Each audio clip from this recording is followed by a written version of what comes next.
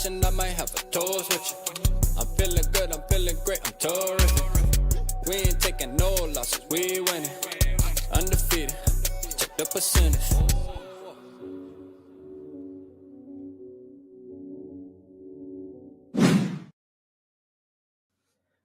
Yo, what is good, man? Y'all see what it is. I got my boy, man, Juke in the building. What's good with you, bro? What's happening, man? Love to be on, man. That intro, I love that intro, man. I love that intro every time I get on here, bro.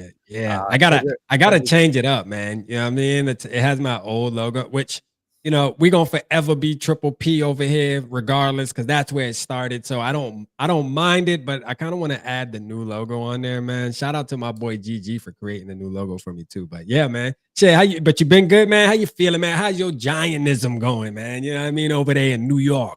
Listen, it's good on here on this side, man. I will say we got some exciting things to touch on from the draft. Obviously, we're walking in with the new future quarterback. It seems like I got my JJ McCarthy. I'm not going to see him play this first year. We're going to dive into it, but it's exciting times over here, man. I will say, based on how everything last year ended, which we'll touch on, super excited what we did in the draft. Yeah, and it's you know, like, first of all, I love having you on, man. We've had multiple shows. I think this is what our third show, maybe. I think around our third show. And we always have great conversation. And it's crazy how much we've been aligned, like our teams too, as far as we play each other. We played each other last year, for the ones who don't know. Shout out TP in the building, you know, TP, Giants fan in the building with him. You know what I'm saying? Man, first, before we do that, Juke, man, let me give my peoples a shout out, man. Shout out Delt in the building, man. I see you. Mr. I want to mock, man. Al Bundy Norse was good. Let's go. Reborn. Let's get it, man. Love. I see you, love, man. Let's go, man. Appreciate y'all tapping in, man, for sure. Y'all make sure hit that like button, man. Let's show some love. Hit that like button so we get more people up in the building. But, I mean, we feel like we've been aligned. And again, in 2025, we see each other again. You know what I'm saying? Like, we run into each other. I think we're in New York, right? Again? Or do you guys come to us? Yeah, I believe it's in New York this time around. Well, it was in New York the first time around too. Yeah, you know what I'm saying? Like, I mean, damn, is y'all gonna come to the bank or what? Like, you know what I mean? Y'all, they gotta put y'all in the bank. You know what happens when we roll into your place. You know what happens. That is I don't know if you want to go past. That is true. Yeah, road games. Yeah, we come to see you guys again in the bank, over there in the Big Apple, man, which is no problem. You know what I'm saying? We know we can handle business. We did it before, so you know, we try it again, but. No, man, we really wanted to tap in, man. We wanted to talk about the draft.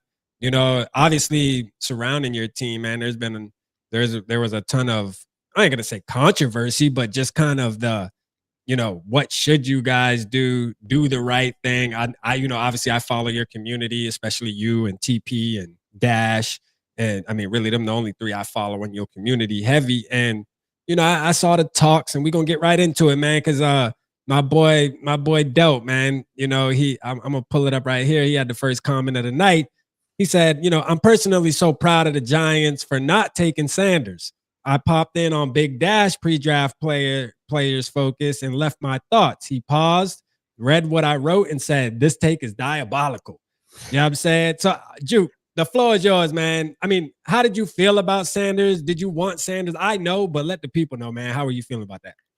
Yeah, man. So I think we touched on it back when you were on my channel a couple months ago.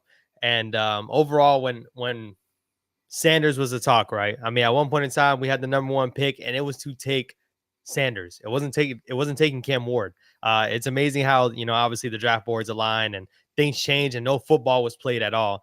But for me, I was content with taking Sanders as long as they believed in him. Like, if you're asking me, I think he is the second best quarterback in this class today. But in terms of, you know, the future and developing a quarterback and seeing what kind of, you know, traits they have, personally, I do like the quarterback that we ended up drafting for the future's sake, right? If they took him at 3, I wasn't going to bat at 9. I was going to be okay with it as long as they believed in him being the quarterback. But when it came close to it, man, as we were getting close, I wanted Abdul. Over Shador. I was perfectly fine with passing on the quarterback altogether, just taking our talented players and trying to see how we can make this team better because, right, everyone said it. The quarterback class this time around was weak. They compared it to last year's quarterback class where there was a run of quarterbacks. You guys ran away with JJ McCarthy, and we decided not to take a quarterback, and then we get left with one of the weakest quarterback classes we've seen in years, apparently, from what everyone's saying. So, yeah, that's how I felt about Shedeur. And on the night of the draft, we didn't take him. And then night 2 happened and no one took him. And I said, hey, I'm glad we weren't the one to do it. You know, everybody passed on him. Like, what would it have been if we took him at 3 and everyone else was, you know, off of that? So that was my thought on Shedeur, man. Yeah, nah, facts, man. Shout out Barber Fade Up, man. I see you in the building, man. Angelo, what's good, man? I see you. Appreciate y'all tapping in, man, for sure, man. Listen, man, we're going to have us a nice little show tonight, man. You know what I mean? Talking about some Vikings, talking about some Giants. I want to play a video, man. Shout out, real quick, shout out Nephew, man. Y'all see the hat?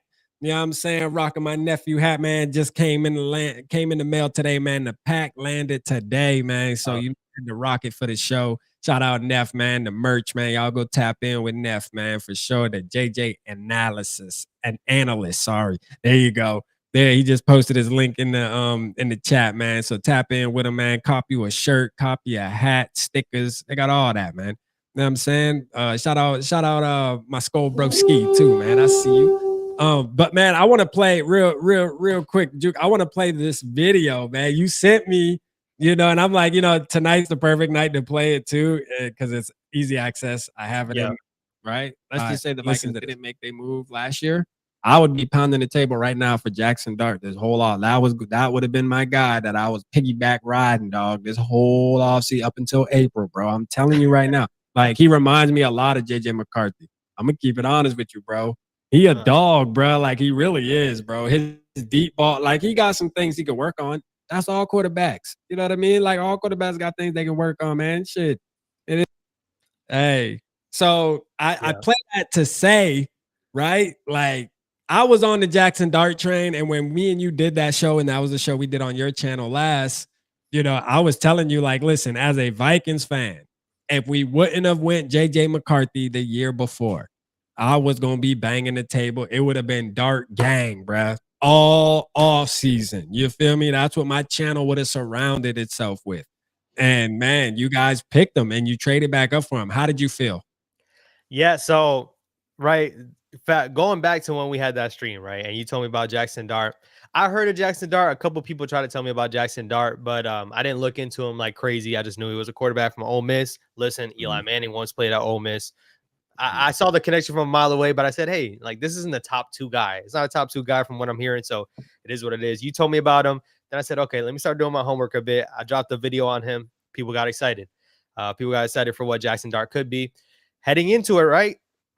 You heard the rumblings every other week. It was somebody else for the Giants. It was Shedeur Sanders. Then it was Travis Hunter. Then it was Abdul Carter. Then it was potentially Jackson Dart at 3. I said, please don't let it be at 3. Don't let it be at 3. But if we trade up and go get him, it is what it is. Stayed on the stream. I went live on that day and we stayed on the stream. And then they trade those reports that they were looking to trade back up. They trade back up and they get him. And I'll be honest, man, I'm just excited for the fact that we have a future with a young quarterback. That's what I'm really excited for. I think Jackson Dart does have some traits to like in terms of what he did at Ole Miss and what he can be in the league. I'll continue to remind everyone, right? And I don't even stand packed on this idea of him, but Brian Daboll, what did he do? What is he known for? Making Josh Allen Josh Allen. That's what everyone wants to use and everyone wants to say. It's time to put up or shut up. It's time for you to develop your own quarterback. They traded up and they took their quarterback. So I'm definitely getting behind Jackson Dart. And I went from Danny Dimes to Dart now, you know, so I'm excited. And I'm glad we can sit him for the whole first year. I always wanted Russell Wilson in the offseason. I felt like he was a perfect bridge quarterback, or even if we don't take a quarterback, he can go out there and play and probably give us one of the best chances to win. So letting him sit for a year, letting him develop behind a Super Bowl winning quarterback, a guy that's been in the league for a while and been doing things at a good pace for a while. I'm excited. I'm ready. I'm excited for what the future is going to hold. Yeah, for sure. No, I get you, man. T-Bass said, my question is, why did the Giants pass on JJ McCarthy last year? And I'll touch real quick. And I guess my suggestion would be that because you guys were still in the Daniel Jones, still kind of a semi-invested at the beginning of the season, right? So I think they were trying to hang on to whatever hope was there. You know, I mean, some fans didn't have any hope. You guys figured you should have went and picked the quarterback high in that draft. But, you know, according to the GM and the coach, obviously they said, you know, let's give it one more run. and put all our eggs in that basket and see what happens. Well, obviously it didn't work out. I think that's why they passed on a guy like JJ McCarthy or any quarterback with last year's draft. But you guys actually came out on top too because you got a wide receiver and Neighbors that obviously looks like he's going to be somebody. I mean, I think most people can look at Neighbors and say, hey, boy can play. You know what I mean? Like, boy definitely going to be something. He might have a little diva to him, and he admits it. That's one thing. That's one thing I like about him is he says, yes, bro, if I don't get the ball, yeah, I'm gonna be mad. Like straight up. Yup. I'm gonna act like I'm gonna act out if I don't get the ball. I want the ball. Like, so at least he admits it. You know what I'm saying? Like, you can respect that, right? It's the wide receivers that try to act like they're not, but then then when they don't get the ball, then they start the pouting and throwing their helmet. Now it's like when Neighbors does get to that point, it's like, hey, he told us that's how he's gonna be, bro. Like for real, hey, get him the ball. Even touching on Neighbors, right? Like, what was the argument last year after we took Neighbors at 6, the previous year, obviously, when we drafted him? Everyone's saying, who's gonna throw him the ball? Who's it gonna be? Mm-hmm. He had Daniel Jones, he had Tommy DeVito, he had Drew Lock. He had 4 different quarterbacks. Another quarterback, I can't even tell you his name right now. He had 4 different quarterbacks throwing on the ball. The guy still put up over 1,000 yards and still put up, I believe, over 100 catches. So, I mean, he still had a pretty solid year. And I say solid because I think there was a lot left on the table. I mean, the guy had a concussion, missed like 2 games. Even there was a couple games that we weren't targeting him a whole lot. After that concussion, it was a little murky. So seeing his production without a quarterback, and trust me, I mean, you guys have Justin Jefferson, if not the best, one of the best wide receivers in the league. So 1,000 yards is nothing. We didn't have 1,000 yards since Odell was on the team, and not the last year Odell, previous years of Odell. So getting good wide receiver play out of a wide receiver is great. And now pairing up your young quarterback, right? When you look at JJ McCarthy, he got Justin Jefferson to throw to. Now we have a guy that a rookie quarterback is going to have to definitely target the ball.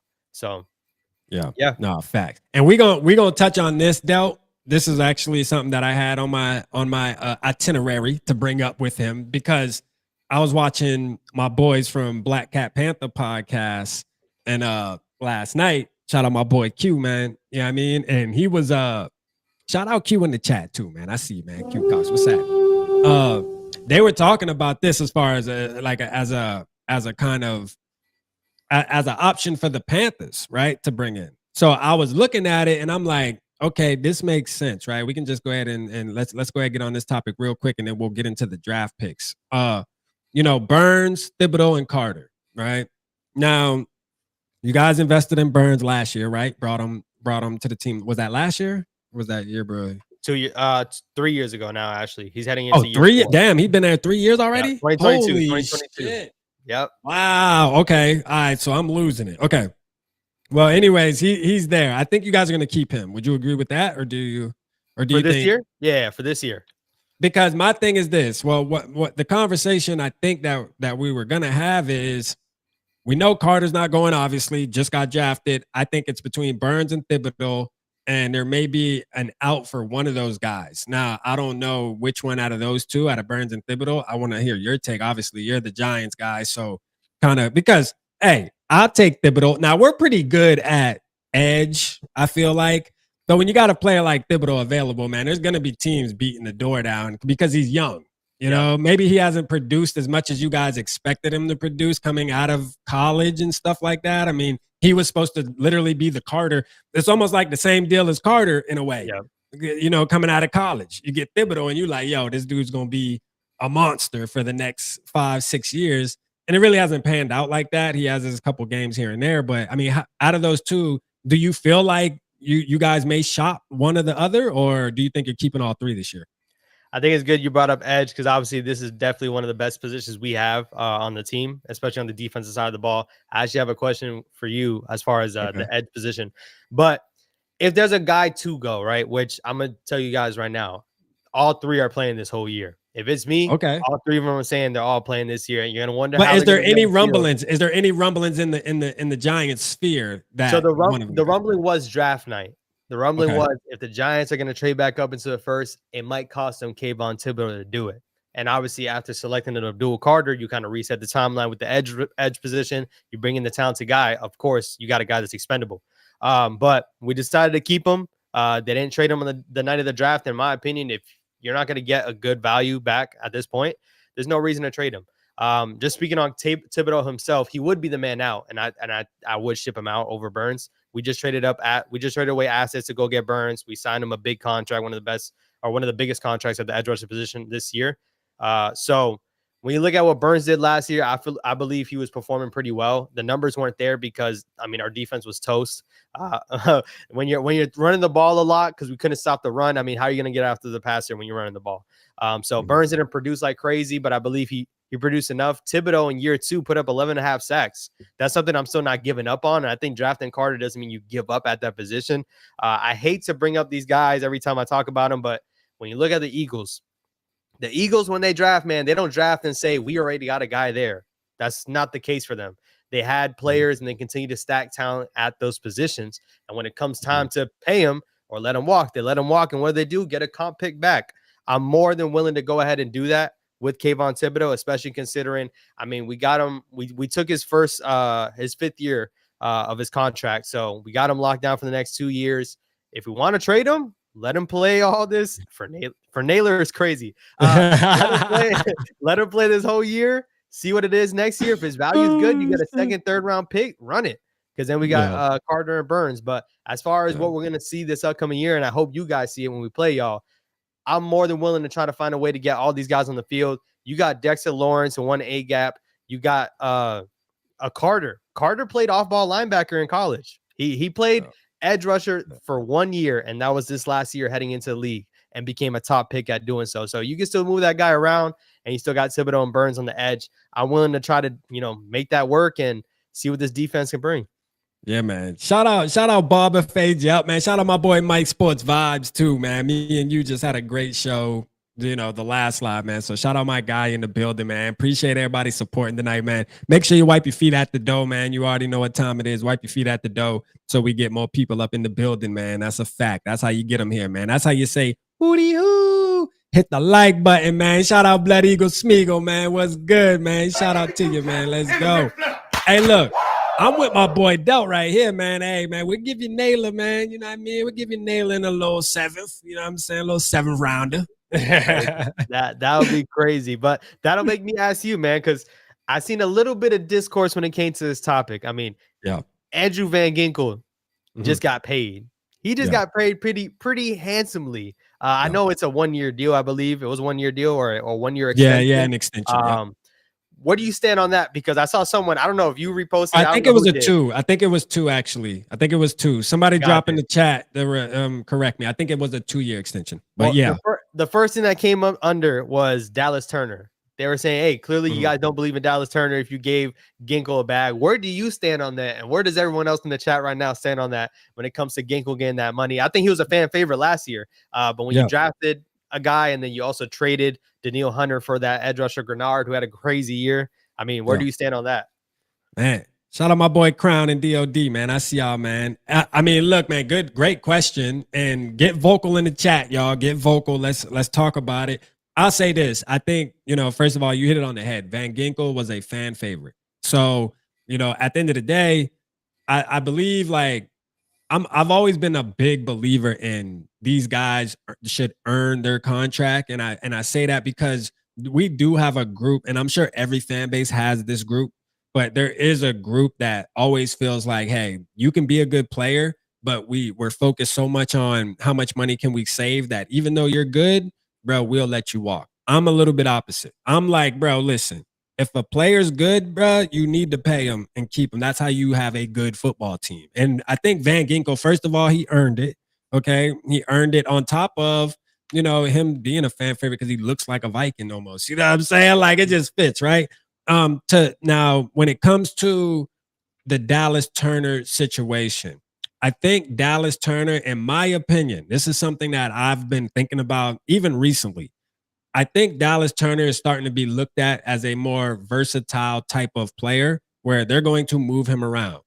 What I mean by that is edge and also line. I wouldn't be surprised if we see Dallas Turner tap into the linebacker type position this season as well. Now, this could just be me trying to throw something out there, and if it sticks, I'm going to look like a genius. But I was thinking about it. He had some plays that last season that I was looking at, and I'm like, yo, he has the speed to do it.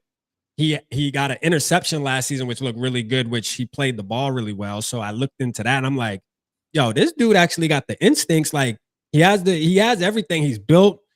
He has the instincts to really be a thumper at linebacker too. Not to say that you want to put him there all the time, every single play, but the same way how we think of Josh Metellus, which is our safety on our team that can play the nickel one down, play linebacker one down, play safety one down.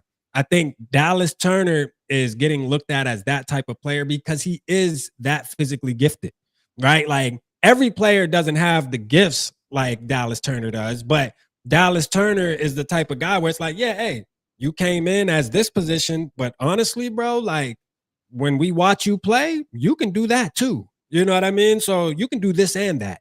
So we're going to use you in that regard. And I think Brian Flores is the main factor behind that. Brian Flores doesn't mind letting guys, explore and play wherever they feel that they can fit and be effective on the field. He gives these players the opportunity to do so. And I think Dallas Turner, again, Vikings fans, don't be surprised if we see Dallas Turner play linebacker more times than none this season right here. I'm going to tell you. So I think there's going to be, I say that to say, with Van Ginkel, there's still going to be room for Dallas Turner to get his PT. That's a fact. I think I love the way you explained it. And like you said, there's so many parallels to our team. That's the exact same conversation we just had about my team. You got 3 people there, but what you going to do? You're going to get the talented players on the field. There's no reason to offload a guy because all 3 of them played edge rusher. They're getting paid decent money or they were a top pick. No, we're going to get those guys on the field somehow, some way. And knowing Brian Flores with those exotic packages that he has, third down, man, just picture it. Third down's a money down. Y'all be throwing crazy, everybody up on the line, doing this crazy stuff anyways. You're going to see players move around and you got to get the good players on the field. So that's very similar situation that I look at when it comes to our edge rusher position and yours. And I think you can truly never have too many pass rushers. I don't think that exists. I mean, you're going to have guys, once again, I see Vaughn, shout out to Vaughn in the chat saying NASCAR package. That's exactly what we're looking at for the Giants as well. Because once again, I'll repeatedly say, I think that we wouldn't win too many games because of it, but Dexter Lawrence is the best defensive tackle in the league. You got Brian Burns, who's one of the better young edge pass rushers on the edge. Kayvon Thibodeau, what he's supposed to be, and then Abdul Carter. Hey, man, block somebody. You got to block somebody. So, and if you think about it, like, it's not a crazy take, man, when you look at the direction the NFL's going, not just the Vikings exotic packages, but I think a lot of defenses now, bro, like the outside linebacker position is almost becoming like a rarity, bro, in a way. You know what I mean? Like a lot of defensive coordinators are utilizing that now to either have like an extra pass rusher or just like a guy like Dallas Turner or a guy like that y'all can use in multiple or putting another safety there to add speed to the field and stuff and rush them. So like I don't think there's no like back in the day it was, listen, you're gonna have a middle linebacker, a weak side, and a Mike. That was what it is. You know what I'm saying? Like you getting drafted as such. You play one or the other. You gonna be one of them. Nowadays, it's like, hey, shit, bro. Like honestly, man, Metellus, with your skill set, man, this package right here, bro, you gonna play outside linebacker right here. You know what I mean? And like that's just what it is, man. You have the skills to do so.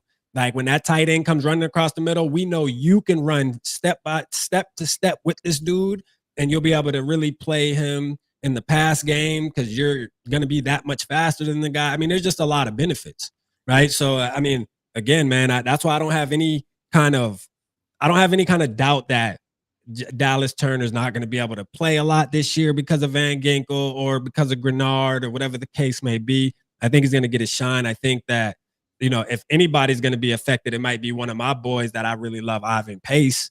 I can see him maybe losing some PT based off of Dallas Turner. Again, just based off of the linebacker getting a bigger body in there, a thumper, because, hey, man, and it is what it is. I love Ivan Pace, you know what I'm saying? But, hey, man, whatever works for the team, I'm with it, right? So if Dallas Turner comes in there and balls out, bro, hey, I'm going Dallas Turner. That's just what it is.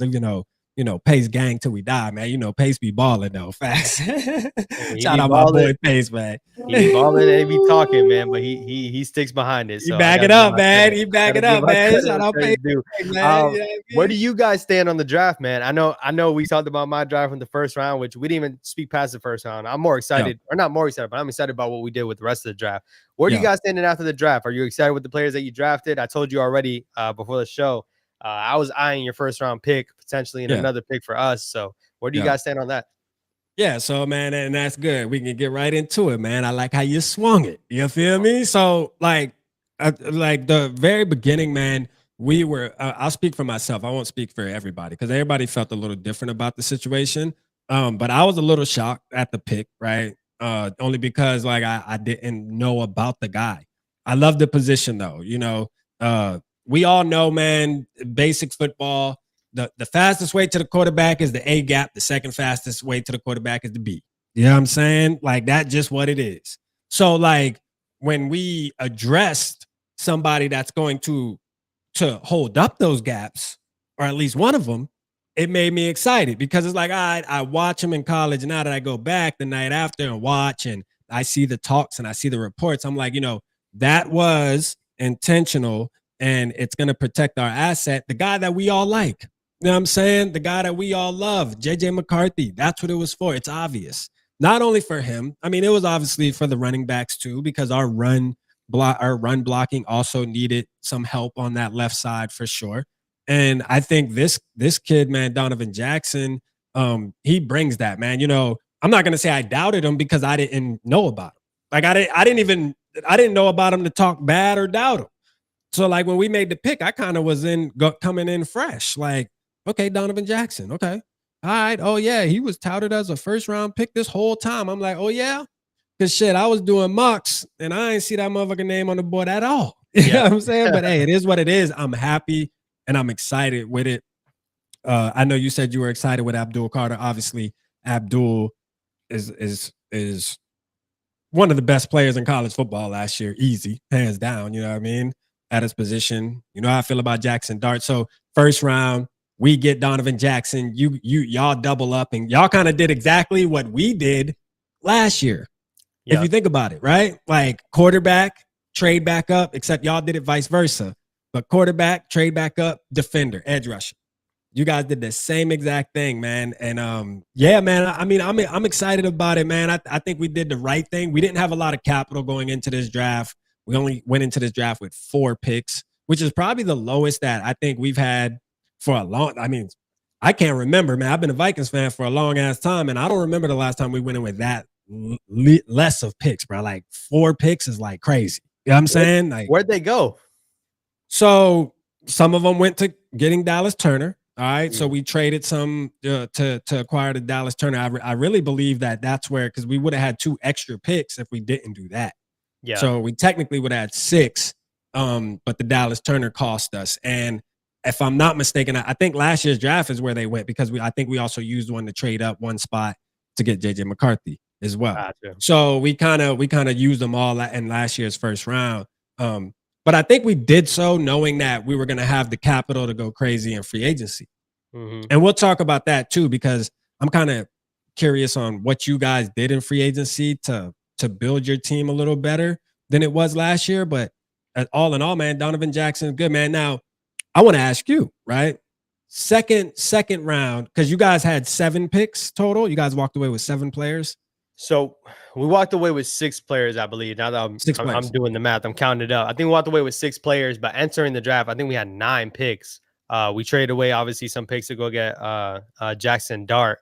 And in my opinion, we had premium capital because we also had a compensatory pick coming back for Xavier McKinney going to the Packers. So we had some picks, and that's another reason, which I'll let you ask your question in a second. But yeah, I was full on board to just go ahead and draft. Go ahead and draft and skip out on the quarterback. Like if he's there at 34, then take him. But I wanted to draft 9 players because I feel like this team needs talent. And let's go ahead and reset the timer. I'm not mad that they traded up for Jackson Dart. I was more just like, hey, let's keep that capital there. But we had a little bit of expendable picks. Yeah. Yeah. So I mean, so who did you guys? Shout out to Evil too, man. All we needed is Park Carthy to be cut in Mannion. shout out my broski, man. Too Evil, man. So how did you? So who did you guys? So you guys did you have a second round pick or no? So we did not have a second round pick. So we traded up. So to trade up for Jackson Dart, and that's another reason why I'm good with the move. Because when you think about trading up for a quarterback, you're paying that quarterback tax. If they know you're going to draft the quarterback, normally you're overpaying to go ahead and take that spot. That didn't happen for us. We gave up pick number 34, which I think was valuable. Like I said, I was thinking about Donovan Jackson at 34. But a lot of people are getting confused. We swapped picks. So it's not like we gave up 34. 34 is gone. No, our pick turned into pick 25, where we took Jackson Dart. And then we gave up that third round pick, one of our third round picks that year, which is pick 99. And then next year's third round pick. So, I mean, we gave up a little bit. We didn't have a second round pick. We ended up having a third round pick, and we stood and picked that 65. Yeah, but you know, you got a good point, because usually shout out Salif, man. Usually when you got to go up, especially into the first round to get a quarterback, like usually you got to give up some type of first round.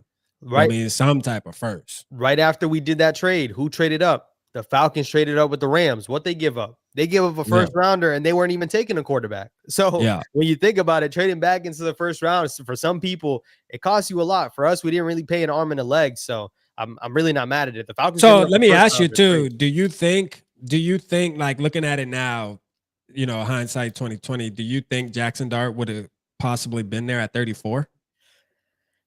You never. I think there might have been a good chance. You know, I think there might have been. I think y'all were scared. I think y'all were scared of the Steelers. I think we're scared of the Steelers, and the reports are the Saints. So if you think about who the Saints took, they went ahead and took Tyler Shugg in the second round, which, man, I'm not gonna say. Let's save that for another day. They took Tyler Shugg in the second round. So there was worries that the Saints were trying to trade up to go get Jackson Dart. In my opinion, you don't mess around, and you get your quarterback when you can. You can make the argument it was a gamble to not take him at 3, because I mean there was reports that he's the second best quarterback and he'll be taken in the first round. You could have missed out on a guy, and then what do you know? You might have a situation like last year where we walk away with no quarterback. So they played a ballsy trick and waited around and traded back up, and they were able to do it. So was there a chance? I would have loved for it to just wait and see it play out. But once again, if Dayball was head over heels over the guy, I'm not mad at it. Go ahead and get your guy. Yeah, facts. So who'd you guys get in the third round? And then was it exciting? Are you excited about the player? Because I didn't really know. Like I told you, I knew your first 2 picks, but then other than that, I didn't know who you guys got. So who was your third round pick this year then? So we ended up getting Darius Alexander out of Toledo. Okay, out of Toledo, defensive tackle. Defensive tackle. So what's one thing that excited us was because last year we decided to go out and play ball with guys that, just being honest, you don't know what school they came from. They went undrafted. They were late round picks, and paired them up alongside Dexter Lawrence. So what happened?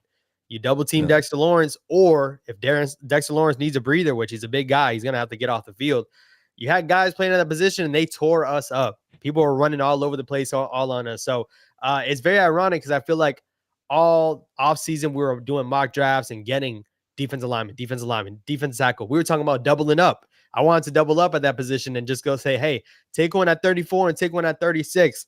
Let's get guys in the trenches, because that's where we need to obviously win games. So they got a guy that I think, you know, some people eyed us getting him in the second round. We got him in the third round. He's playing out of Toledo, so his competition wasn't up there like that. And he is an older prospect. I believe he's 25.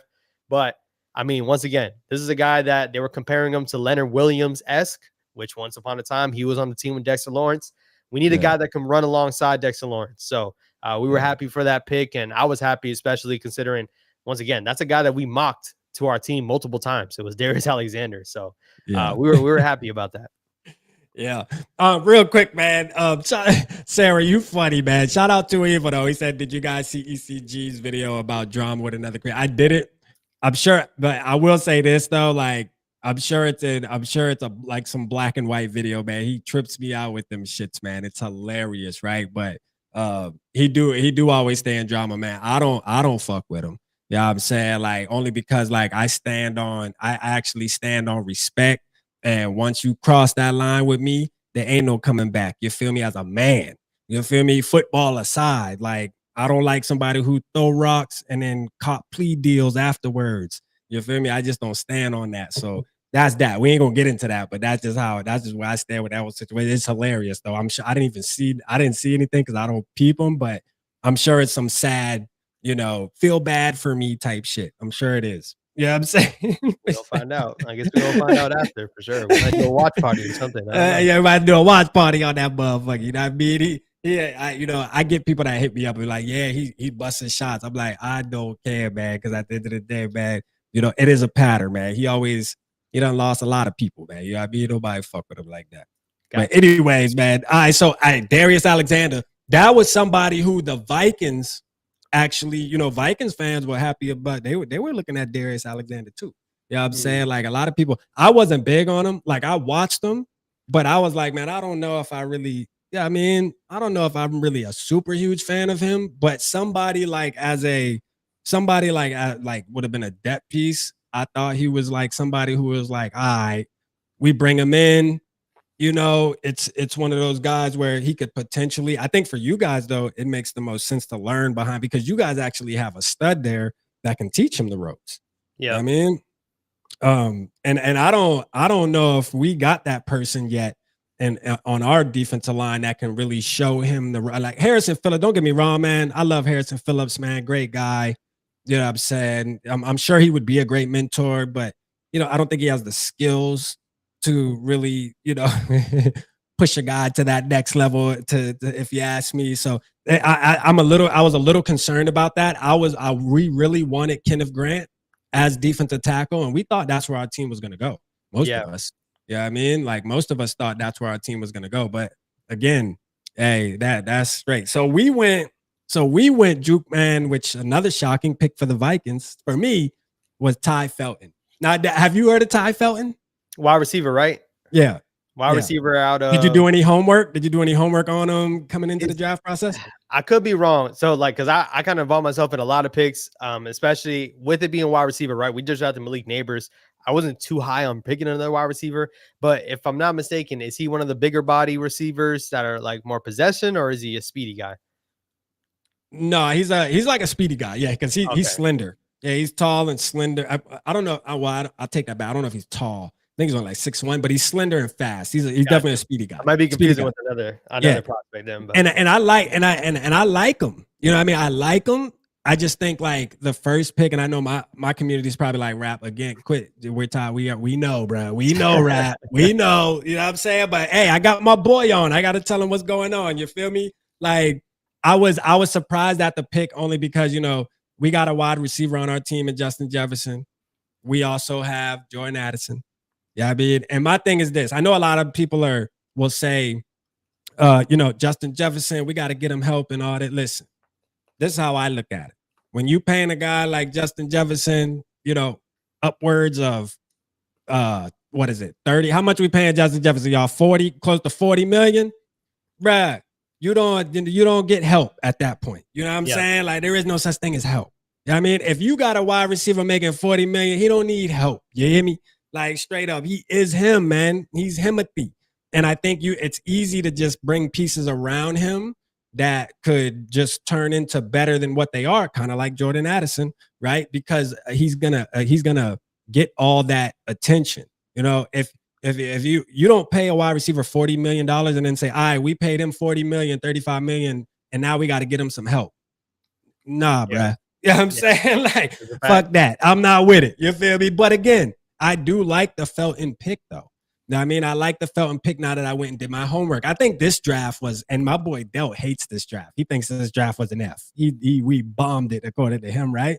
But like, after I went back and started doing homework, this was one of those drafts where as the names were being called, I'm like, what? And then like a day or two after, I'm like, all right. You know what I mean? Oh, okay. All right, you know what I'm saying? Like they straight, but we wound up going wide receiver, man. That's what we did, man. You know what I'm saying? Let me ask. I mean, because when you think about it, right, you guys, once again, were one of the top seeds, made it to the playoffs. So you're picking on the back end, right? You're hoping guys fall to you versus us being a Giants fan, right? We're at the top of the draft. We know what guys are going to be there. And we're like, hey, give me this one or this one. Who was a prospect that you were eyeing that actually was on the board? Because at that point, I mean, right, like you have your guys that you want, but were they on the board at the time and they kind of went a different direction? Like who? And by the face you're making, there was of it. Hey, I'm gonna let the chat put it down, man. Hey, chat, man. Who did I want? Who did I want that was on the board the whole draft? He was on the board the whole draft too. That's the crazy part. I know exactly what you're talking about. Let's see if the chat know it, like, and not who y'all want, who I wanted. You know what I'm saying? I know exactly who you're talking about. You know what I'm saying? Like, well, when that was crazy. Like, see that, and that's the thing. Like, that needs to be investigated. You feel me? There it is, man. Hey, my boy Bob Afage up, Norris, Angelo, they all know, man. They know me because I've been beating the table. And usually that's what happens, Juke. You feel me? Like, during the draft process, man, like, I'm the type of guy where I become fans of a couple players, right?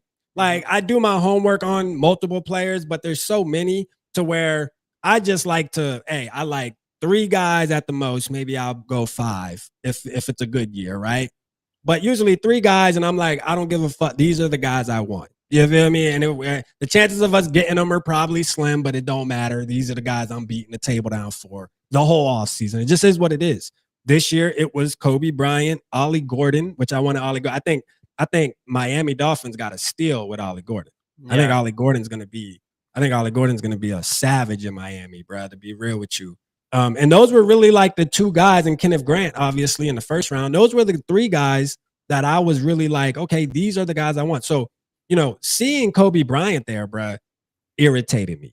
You know what I mean? Because I'm like, yo, why is he not getting drafted, bro? Like, I don't get it. Like, this dude was so good. And now we understand that it's not all about your talent, I guess, when it comes to the NFL draft process. And we're starting to see that, right? Even going back to the Shedeur shit. Like, yes, you can not like Shedeur Sanders, but you know he wasn't a 5th round pick, bro.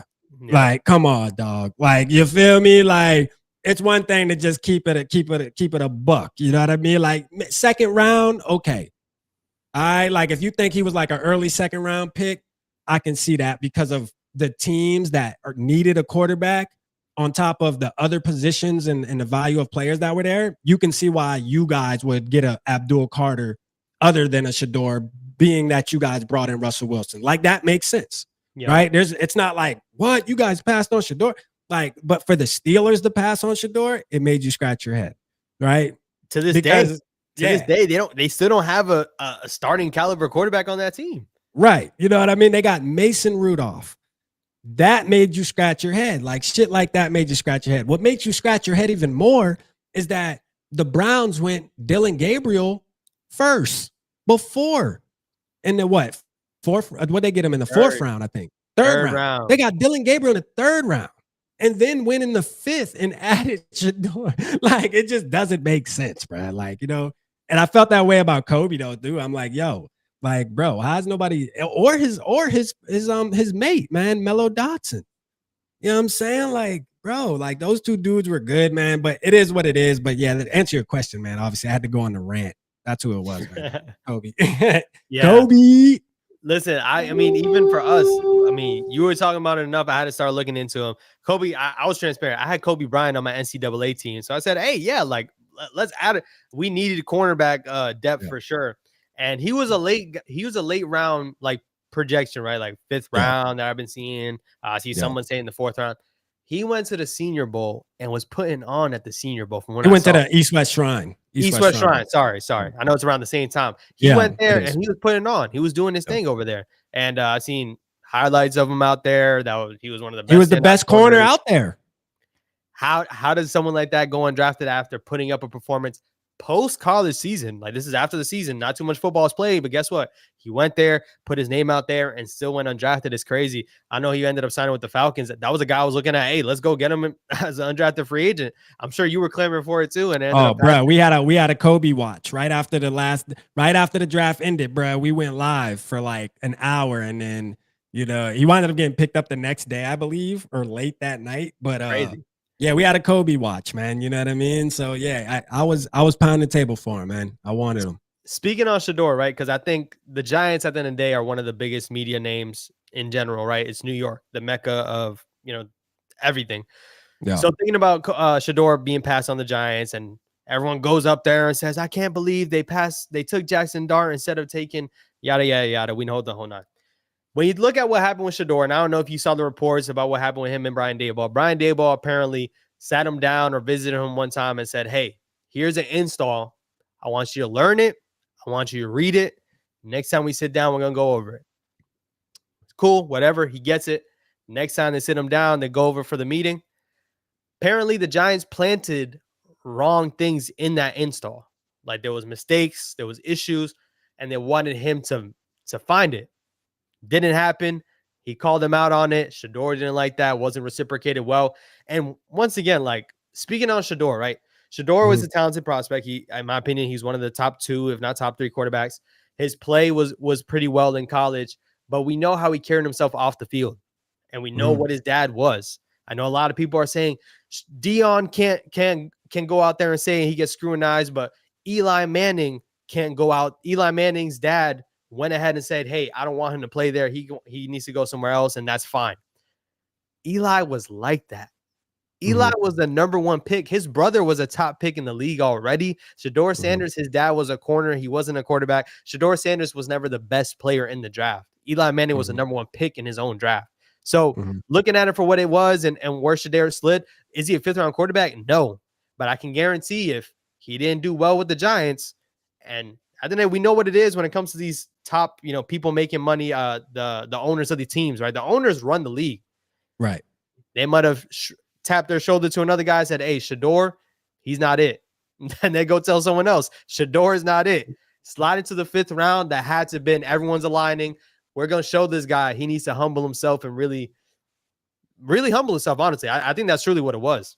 Yeah. No, I 100% agree. I think a lot of it had to do with his dad too, being too involved. It's one of those things where I love Deion Sanders, and this is the thing, I've stated this multiple times, how I loved everything about Colorado. I love the whole aura of it. All right, the talking shit. That's what college football is about.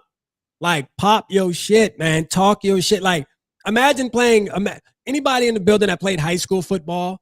Imagine if you were on a team that was humbled. You know what I mean? That was on the bus on the way to enemy territory and was all nice and sweet and let's watch our mouth and shit, and let's not pop our shit when we walk on the field. Bruh, when we walked off the bus in high school, bro, we was with all the shits, bro. I mean, we would curse out your mama, your granny if they ended that. We don't care, bro. We popping our shit. We here. We showing up. Like, that's what, even though we weren't that good, but still, yeah, that's a whole nother story. You feel me? But hey, we would talk good as a motherfucker though. You feel me? Like, hey, our talk game was crazy. You hear me? Like, straight up, and the swagger was there. But again, I love everything about that in college football. Coming in, changing the culture. NFL, bro, it's not that. You know what I mean? It is not that. And I think a lot of teams fear that you may believe it's that, Dion. And I'm sorry, but we're gonna have to show you that it's not that. You know what I'm saying? Like, even when you got drafted, the league was different. This 2025 now, man. You and your son are not about to come here. Another thing too, man, and I want to get your insight on this that had me thinking. First of all, I think it had a lot to do with ratings too. It kept people watching the draft longer than they usually would. Yeah. We all know that most people, especially casual fans, they will watch first of all, night 1, right? That's when everybody's going to tap in. And then the drop off is drastic even after that. And then you may have 50% of the people drop off even in the day 2. But this year it was different. They had the best ratings, most watched draft in damn near NFL history, all the way up into the damn 5th, 6th round. Why? Because people were on the Shador shit. Like, the NFL sat back and said, you know what? Hey, this is what we need to happen.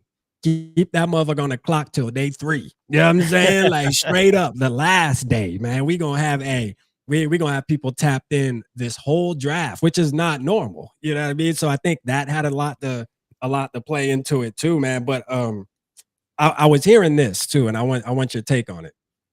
Like, there was a story about, like, say Shador went to the Giants, for example, right? Now, Sanders, Dion actually came out and has stated multiple times that, yeah, he wants to coach his son in the NFL. That may not be this year, may not be next year, but he wants to coach his son in the NFL. You know what I mean? And that's just what it is. And he should want to, right? I mean, it's his son. Of course, you want to coach your boy at the highest level, right?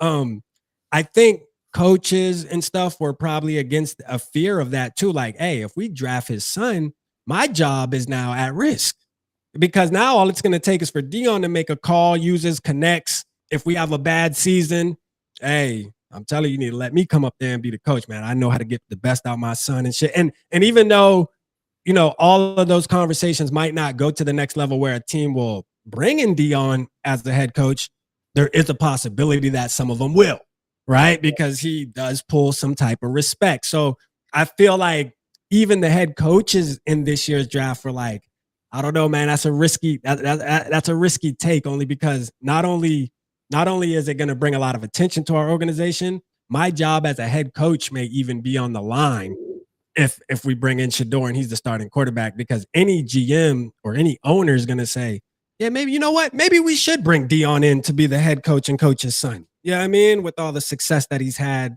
doing it in the past. So was that something that the Giants community talked about at any point? So we didn't talk about Dion that much, especially after Dion was saying that, and then he signed his extension to stay with Colorado. So I feel like that talk wasn't talked about a whole lot, but I will say, I mean, I think it would have been a real thing the moment you bring you throw on the Giants, right? Shador was supposed to not start for a year anyways because Russell Wilson's on the team. But the moment they start losing, the moment you throw out Shador, and maybe they're still losing, it would have been clamored on, which because I'll trauma dump, right? Yeah. I'm not a fan of Dayball still being on this team. I don't think Dayball should have been on this team after the year that we had last year. I mean, once again, I'll remind everyone, I think, and if y'all didn't hear it from me before, I think the Giants had the worst season in sports last year, right? You had, let's bring it back, HBO Hard Knocks. You let Saquon Barkley walk, and then you become the meme of the offseason because guess what? You got the owner saying, man, if Saquon signs with the Eagles, I have a hard time sleeping. Yeah. Saquon in the middle of the season drops a commercial saying, you need some help sleeping tonight? Let's get this product. And it was a product, right? Whatever. Boom. Fast forward. Oh, so he was trolling y'all. I didn't even know that. Yeah, that happened. Search it up. Saquon with the sleep commercial. He was trolling on the owner like crazy. Boom. Season starts. We lose to y'all. We got smacked down by the Vikings, which if you look back at our show, I thought we had a chance and I thought we were going to win. That was a fun show. Daniel Jones, you gave him a contract 2 years ago. You bench him. You got people not showing up to game. We were losing games bad down the stretch, really bad. Yeah. And let's remind everyone what happened. I talked about it earlier. We had the number 1 pick. Someone might say, hey, when did you lose the number 1 pick? Because we go out with a game against the Colts. And I was sitting in a sports bar watching the dang game. Malik Neighbors, so you guys were in the race to have the number 1 overall pick this year. It wasn't a race. We had it. It was done. All we had to do was lose every game. But what did we do? We play a Colts team led by Joe Flacco that needed to win the game to be in the playoffs, and they lost to the Giants. Drew Lock, so you guys can't even suck good. Can't even lose right, man. We can't do anything right. Because keep in mind, right? I'll be transparent. I think Cam Ward is the best quarterback in this class. So that's why he went number 1. And I wanted him. I did. I was on Cam Ward since before the season started. I said it. Listen, I'm watching Miami because I feel it's going to be special. Cam Ward was the number 1 pick. The Giants lose the number 1 pick. I think that's one of the worst years I've ever seen. And then Saquon goes on to win the Super Bowl. Rest is history. So I know I valleyed around a bit, right? But coming back to it, Dayball should have been gone anyways. So if he wasn't gone last year, guess what? If they sucked this year, he was going to be gone too. And you might have seen Dion coaching his son. It really might have been a thing. So I definitely think that was a deterrent. But I'll remind everyone, right? Especially Giants fans, if you're watching this, the Giants did the most studying they could have done on this quarterback. Yeah. They visited practices. They brought him in for multiple visits. They brought him in for numerous visits. You've seen Joe Shane and all of them with Shador pretty often, and they still said no. It is what it is. They didn't like the kid. That's all it is. Whether it's Dion or whatever, they didn't like the kid. They didn't want to take him. So we got to stand behind that. And it really sucks to see him go to the 5th round, right? Because that's crazy. But it is what it is. It's history. Man, Hey, pause for show, filthy man. Yeah, you right, man. Pause on that, man. You know what I'm saying? My bad, bro. You know what I'm saying? Hey, huge pause. You feel me? I say you can't even suck right. Yeah, no, pause. For sure, pause. I'm like, well, I think I missed it. Nah, that's crazy. That is crazy. No, major pause. You feel me? Straight up. Sarah, real quick, Sarah, and Juke did touch on it earlier that he did bomb his interviews, and that was another reason why the Giants weren't really committing to him, man. I heard they asked him to draw up like a play or something, like do something with formation, and he like took it personal because he technically didn't know how to do the shit. You know what I'm saying? Like, which it's great. Like, take that, which is normal shit that you're supposed to know how to do. I think Hard Knocks, right? Like the Giants, they went on Hard Knocks. Of course, they're the test dummies, and they get crapped on for everything that I talked about, right? But if you look at it, they sat down with Jaden Daniels, Caleb Williams, Drake May. They all had them doing board work. It don't matter if you're a top pick. You're going to do board work. I got to see if you got it mentally, which I think is a lot more important than your arm, than your talk. Show me that you know ball. Like, you got to show me that you know the game. Yeah. For him to take offense to that, if he took offense, that's not my quarterback. I don't need my quarterback to give pushback on me trying to show an install or you trying to run some type of play. That's crazy. That's what you're getting here. You're getting paid to do. And that's another thing, man. Like, right, the Giants are racist. The Giants are racist because they didn't draft him. They traded up and took Jackson Dart. Let me remind y'all, man, who do we sign in free agency, which we'll transition to free agency? Yeah. Jameis Winston and Russell Wilson, 2 black quarterbacks. Like, we had an all-black quarterback room until we brought in Jackson Dart, but the Giants are racist. Like, come on, let's be serious. Like, people just, man, when it comes to the Giants, we're a meme for anything, so I'm not surprised. But I will say, man, you don't mess with the people that's gonna pay your checks. And what does Shador do? Oh, why are you checking me for this? Whatever it is, man. Why are you asking me to talk football to you right now during the football process? Like this is your job interview. What are we talking about? You should be asking me about my diamonds on my chain. You see this shit? You should be asking me about this Philippe right here on my wrist. Like, perfect timing. If you didn't see it, man, and I was trolling, right? I was trolling and saying it's perfect timing. I was saying that for a little while as the season ended because the hype was there. I was there with it. No, I get it. Shador, after night 1, a video goes out. The man is performing his song at his own party that he didn't get drafted to. I don't want to see that. I'm just being transparent. Whether he does it or not, I'm not trying to see that. Yeah, they don't care about that, bro. He didn't have no agent. They got his brother recording everything and posting everything online. What are we gonna do? We gonna post? We gonna look like AB in the locker room, like posting stuff? Come on, man. Y'all gonna be posting? Hey, y'all gonna be releasing y'all plays and y'all game plan for the week and shit. We're gonna be like, yes, sir. Everybody gonna be subscribed to that boy brother, man. I'm saying, man. Hey, go subscribe to Shador Sanders' brother. You're gonna see the whole game plan coming up this Sunday. He gonna talk about it all. You feel me? Like, we know exactly what they got going on. That's a fact. Nah, but it was interesting though, man, to say the least. It was an exciting draft, man, at the end of the day, where there was a lot of talent, I feel like, and we'll get into the free agency, but there was a lot of talent in the later rounds. You don't have to run through all of the players, but we talked about 3 because you said Darius Alexander. Besides that, like, moving forward to the more of the later rounds, is there a player that you guys picked up that you feel is going to make an impact for you guys this year in 2025, and why do you believe that? Listen, shout out to Sarah in the chat. I don't believe in coincidences. She says yabba dabba doo. I'm gonna talk about Cam Scatterboo. Scatterboo. It was perfect. Scatterboo out of Arizona State. Listen, I wanted him in the 3rd round potentially, right? Because I think the Giants, right? And we'll talk about free agency. They didn't address the offense much in free agency. And we had one of the worst offenses in the league, if not the worst offense in the league. So how do you not address any playmaker? And I feel like we need playmakers. Scatterboo was one of the best running backs in the country. And we had a guy in Tyrone Tracy that he was a wide receiver, transition to running back. He had a pretty good year last year. I mean, he had 1,000. He had a really good year, I feel like, right? It was after losing Saquon. I mean, people were going to clown on us regardless, but Tyrone Tracy had a pretty good year. So I'm excited for him, but I knew we needed to add to that room. Scatterboo was the pick. He's a Scatterwho. And Scatterwho is crazy. So the biggest gripe with him, right? People are saying he's not fast. He's not a fast running back. I don't think he's a burner. I don't.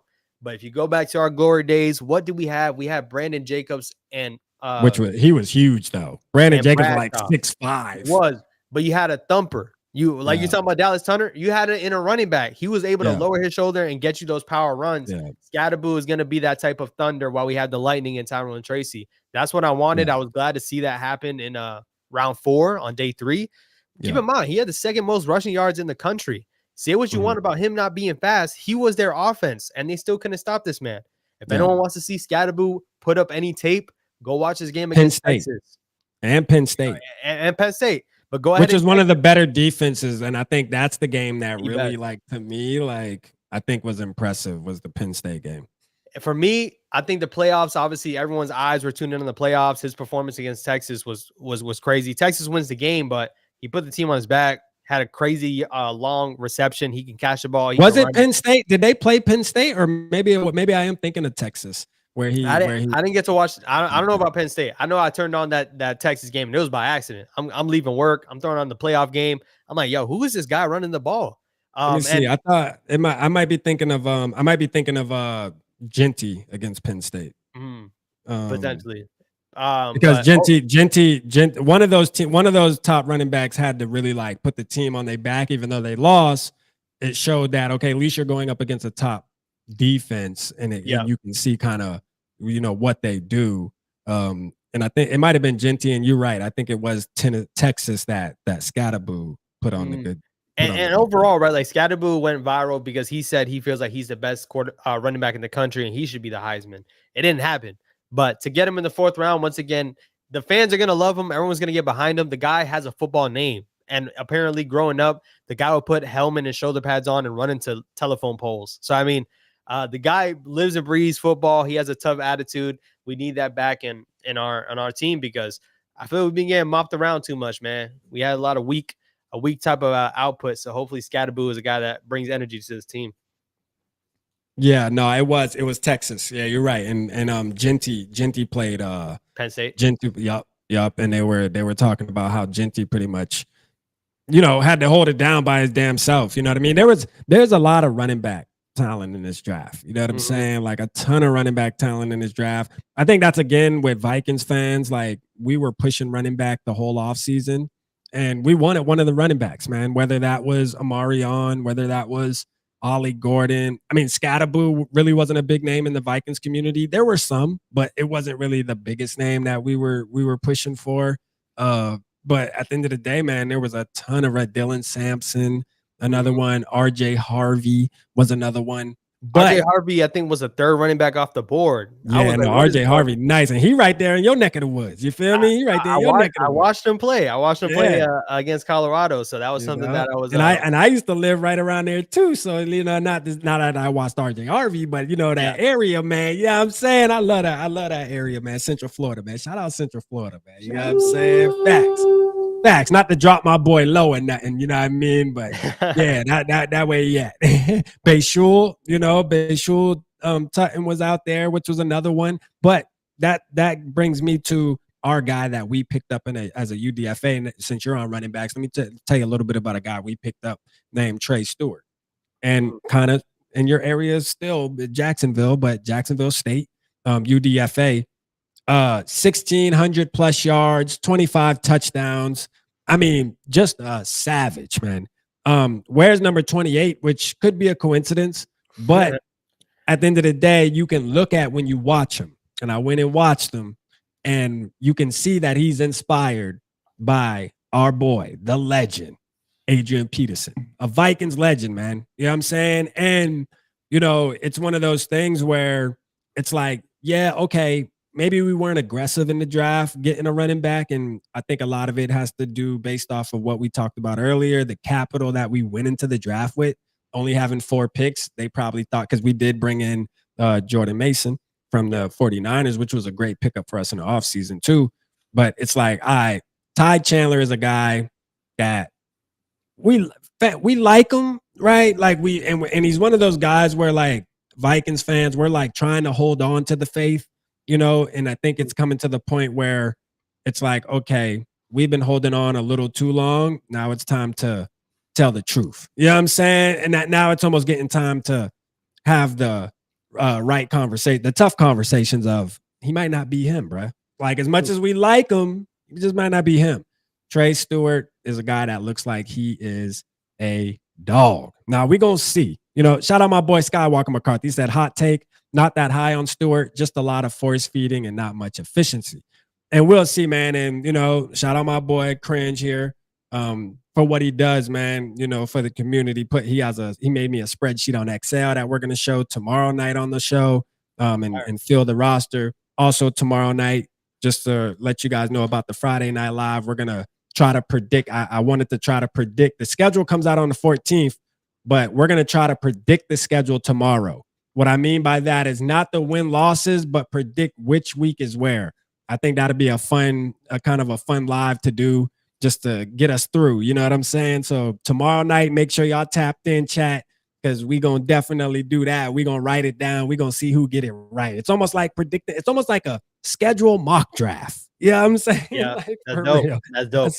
A schedule mock. I'll throw my dart at it right now. Week 14, Minnesota and New York. Week 14. Minnesota and New York, week 14. Okay. Giants lose enough games. You see Jackson Dart on the field against JJ McCarthy, our young quarterbacks. Let's get it. Let's get it, man. Hey, that'd be nice. I think they already released, you know, like leading up into the schedule release, they'll release like a couple games. It gets leaked. And I think today they leaked week 16, I believe. Is it no? I think week 14 might already be taken, bro. Oh, I think they got it with the Seahawks, or is it week 16? Somebody drop it in the chat if y'all remember. I thought I seen it today. Because you know they'll leak shit here and there. I mean, somebody always leaks it. We'll technically get the schedule release like if it comes out next Thursday, we'll technically get it like Wednesday, to be honest with you. Somebody's gonna like drop it and then you're like, all right. Yeah, but it'll all be configured already. So. Yeah. But it's gonna be it's gonna be hey, Norris said don't start that shit rap. Hey Norris, we're gonna have to make us a plaque, Norris, for the schedule guesser. You know what I mean? Who got the schedule right, man? You know what I mean? I think I'm gonna hit it on the money, man. I kind of got a vision here. I see our opponents, I got a vision here. But let's get to are you on? You got a time limit, Juke, that you want? We good. Now we good here. Yeah. All right, cool. I want to hold you up, man. I know time is valuable. Let's get to the off season real quick and what excited you about what your team did, because the draft is one thing, but I think it's also important because this is something where we exceeded expectations, in my opinion. As a Minnesota Vikings fan, it was the off season. You can look at the draft and you can feel like how some of the fans feel like Delton, for example, not really too excited about the draft. And it's not just him. I've had a couple people hit me up that were like, yo, this draft was a little underwhelming as a Vikings fan, you know, and I get it. I get both sides. You know what I mean? I do. I really do. But like the off season, the free agency window was lit for us, man. Couple reasons why. And I don't know if you were like really tapped in on what we did, but I'll run it down for you real quick. All right. Yeah. Offensive line. We went and picked up Kelly from the Indianapolis Colts. Got rid of Garrett Bradbury, which has been an issue. And speaking of Garrett Bradbury, your guy Dexter Lawrence has owned Garrett Bradbury every single time we've played the Giants. Garrett Bradbury gets forklift over and over again by your boy Dexter. All right. That now is over with, my brother. Y'all ain't gotta worry about that no more. Tell Dex to get ready. You know what I'm saying? Tell him get ready. He gonna face a dog this year. You hear me? Hey, we gonna roll this clip back. We gonna run this clip back. Yeah. But then, Juke, check this out. Not only did we do that, we winded up spinning the block again and winded up and going and getting his running mate, man. You know, and a man named Will Fries. Now, I'm gonna tell you, Fries, he's a guard. We needed a guard. Got rid of Ed Ingram. I think we were talking about Ed Ingram last year before our teams played, about how he's kind of a liability on our offensive line. Like he's the guy where it's like, you know, you got Garrett Bradbury, which, okay, we don't really trust him, but every once in a while he'll play like 2 or 3 games in a row, pretty decent, where his name kind of flies under the radar. Ed Ingram just been pissing us off from the jump, off the back. And we knew he was a liability. Let him walk. You know, I want to make it clear that not only is it important that you are getting, not only is it important that you're going and getting players that are going to make a difference, but you're allowing the ones that are liabilities to walk out the door. I think that's just as important. You know what I mean? That goes back to even the Kirk Cousins thing. Like, what's more important? Yeah, you drafted your franchise quarterback, but to me, what's more important is you let Kirk Cousins walk. That's important. You know what I'm saying? Yeah, that's the main piece of this whole puzzle. But that's what we did. We let guys that we could have easily tried to keep and say, hey, you be that piece, or hey, let's have a camp battle, like technically, and see what happens. No, let them go, you know, and we did that. So I say that to say it makes sense now when we just talked about the draft, how the Vikings went Donovan Jackson. Because now you're thinking Christian Darrisaw, left tackle, Donovan Jackson, day one starter, right? He's going to be your left guard. Now you got Kelly, starting center, who's a veteran and has put up good numbers and is proven. All right. Then you got Fries at the right guard. Now you got Brian O'Neill, which Brian O'Neill, hey, he's a stud. You feel me? Like, he's good. Like, our offensive line should be top 5 at least, bruh. At the bare minimum, top 5. I think that makes a huge difference, man. That's what we did in the offseason, man. That's the most important. We did some other moves, but that's the most important. What did you guys do, man? What's it look like? Man, I'll be transparent, man. Once again, Will Fries is the guy that I felt like we wanted. We wanted Will Fries because why? We always need offensive linemen. The Giants' offensive line is known for being a liability.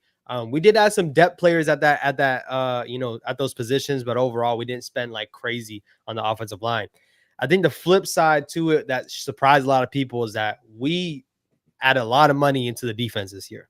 And we got some household names that I think, once again, when you look at what we did in the draft as well, this defense got to be top 10 for sure heading into next year. We added Javon Holland. He was like the biggest splash that we kind of didn't see coming out of Miami. He played all years at Miami. He had a great rookie season and kind of production kind of slipped off from him. Shout out to Dylan, by the way. Shout out Dylan, man. From last year, man. Shout out to Dylan. We added Javon Holland and right, we let Xavier McKinney walk, and then we signed Javon Holland a year later. I think our GM is righting his wrongs a bit and realizing, hey, that was important. But not only did that happen, though, we let McKinney walk. We got to pick back and Javon Holland. I'm taking that. That's cool. Javon Holland should be a guy that's going to improve this defense. And you pair him up with Tyler Nubin, who is a guy out of Minnesota, the college, University of Minnesota. Tyler Nubin. We know him. So I like that pairing there. And then the corner that we end up grabbing, because I know we had to add corner, Deonte Banks. Listen, he got cooked all year last year. I remember seeing training camp videos of him and Neighbors, and Neighbors is doing some things on him, but we're like, hey, should we be worried about Banks? We should have been worried because Banks got cooked. We signed Paulson Adebo out of New Orleans. Now, the biggest thing is that he was one of the more produced corners in free agency, but he's coming off of a broken leg. So that was a lot of people's worry. But in my opinion, just being transparent, granted, breaking a leg is serious. It's not an ACL. It's not a tendon where you have explosiveness in play. Bones heal up. So I'm hoping that's the case for Adebo. There's already film of him doing backflips or something crazy like that. So he should be fine. So those are the two big splashes. And we spent a lot of money on the defensive side of the ball. We really did. So when you look at it, just framing out what our defense looks like, you got Paulson Adebo as a new CB1 with our not rookie corner, but first round corner on the other CB2. Drew Phillips was a household name last year after being a rookie last year. Tyler Nubin, Javon Holland, and then once again, our star-studded defensive line. They need to play like it. I'm tired of talking about how crazy these guys should play. I need to see them actually do it on the field. This defense should be a lot more improved. And Shane Bowen out of Tennessee. Tennessee had a good defense for a couple of years. He came to the Giants and we sucked last year, but hopefully they turn that up and we can be a top 10 defense, hopefully. Yeah, man. I mean, that's a good question, Tyson, man. Giants over under 500. I'm gonna say over, bro. Believe it or not, like honestly, I think you guys actually did do the right thing this year, in my opinion. Like when it comes to how you built out the team, offensive line. Like, what is your offensive line? I know. Last year, me and Dash were, going back and forth about y'all's tackle. I forget his name. What's the tackle? Or Who was it? Evan Neal, Andrew Thomas. It might have been Neal. It might have been Neal because he was saying he's one of the best in the league, and we were comparing him to Darrisaw. Yeah, Evan okay, Neal, yeah, because I remember the Darrisaw argument where it was like, hold up, Darrisaw ain't Thomas. I'm like, wait a minute now. I ain't never heard of this dude you talking about. Now you just gonna compare him to Darrisaw? Hey, that's a little crazy. But I mean, honestly, man, you know, I don't know what your offensive line's looking like going into this season, but what I will say is I think like the moves you guys made, especially on the defensive side of the ball, like all the people you name, like, bro, it makes sense that y'all definitely gonna be a lot better than what you were last year. I think we can all agree with that. Even Vikings fans, I think we can agree with that. Yeah, being transparent, I mean, ask me this question a little closer to the season. I'll give a more clear answer. If you ask me right now, I think we'll be under 500, which I'm not mad at, right? Because yeah, I think we'll be under. Just in the case of, I hate this stat right now. The stat going around right now is the Giants have the hardest schedule out of anybody. That's the stat right now. I'm not. Football changes every year. I mean, teams that are really I'm gonna put a poll in the chat. Teams that are really good one year can end up flipping out and bottoming out next year. So I don't really care about the strength of schedule. Just truly, I'm going to set the standards a little back. We won 3 games last year for Russell Wilson, which, I mean, I didn't even bring up Russell Wilson. Russell Wilson was a quarterback signing. We had Jameis Winston first. But I want to remind everyone, the Giants were in on Matthew Stafford. That was the play that people were watching saying, hey, is Matthew Stafford going to go to the Giants? That was all a money ploy. He got all his money out there with the Rams. The Giants were just, you know, in a bidding war with everyone else. But then a team like you were in the running, same with us, for Aaron Rodgers. Aaron Rodgers was a top pick. I did not want to bring in Aaron Rodgers at all. All the drama that he brings and everything he brings along with him. And I mean, to this day, right now, he's still not signed to a team. So I'm glad we didn't go that route. We brought in Russell Wilson. I will say, I think people are throwing dirt on Russell Wilson's name.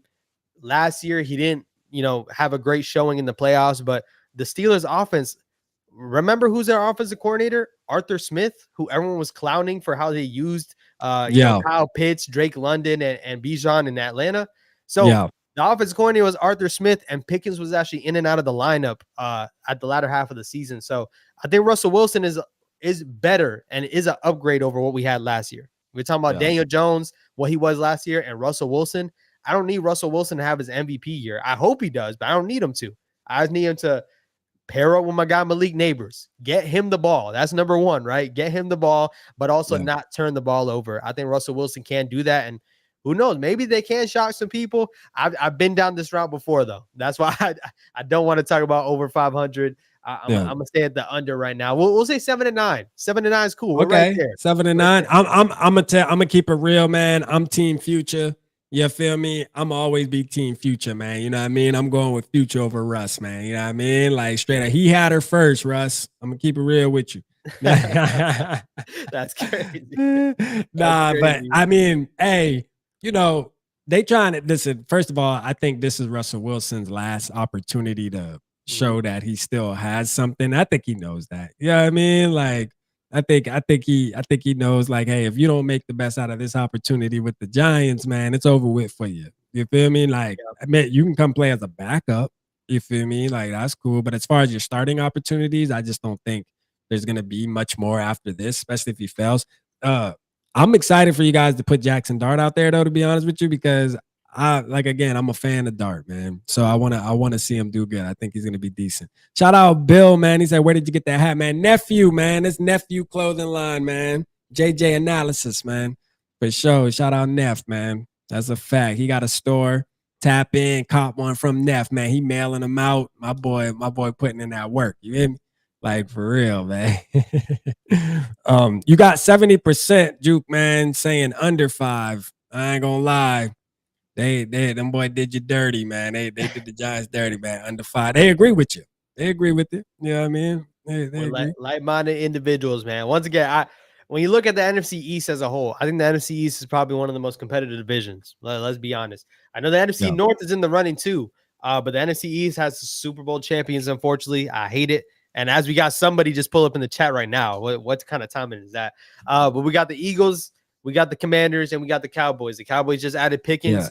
I'm gonna be transparent. I'm not really moved with that move, with him being on that offense. I mean, you got another guy CD Lamb commands targets. And I know who Pickens is. Pickens is a guy that was already getting flustered over there, and he was the only receiving option. So I'm always have a chance to talk dirty on the Cowboys. I don't care what it is.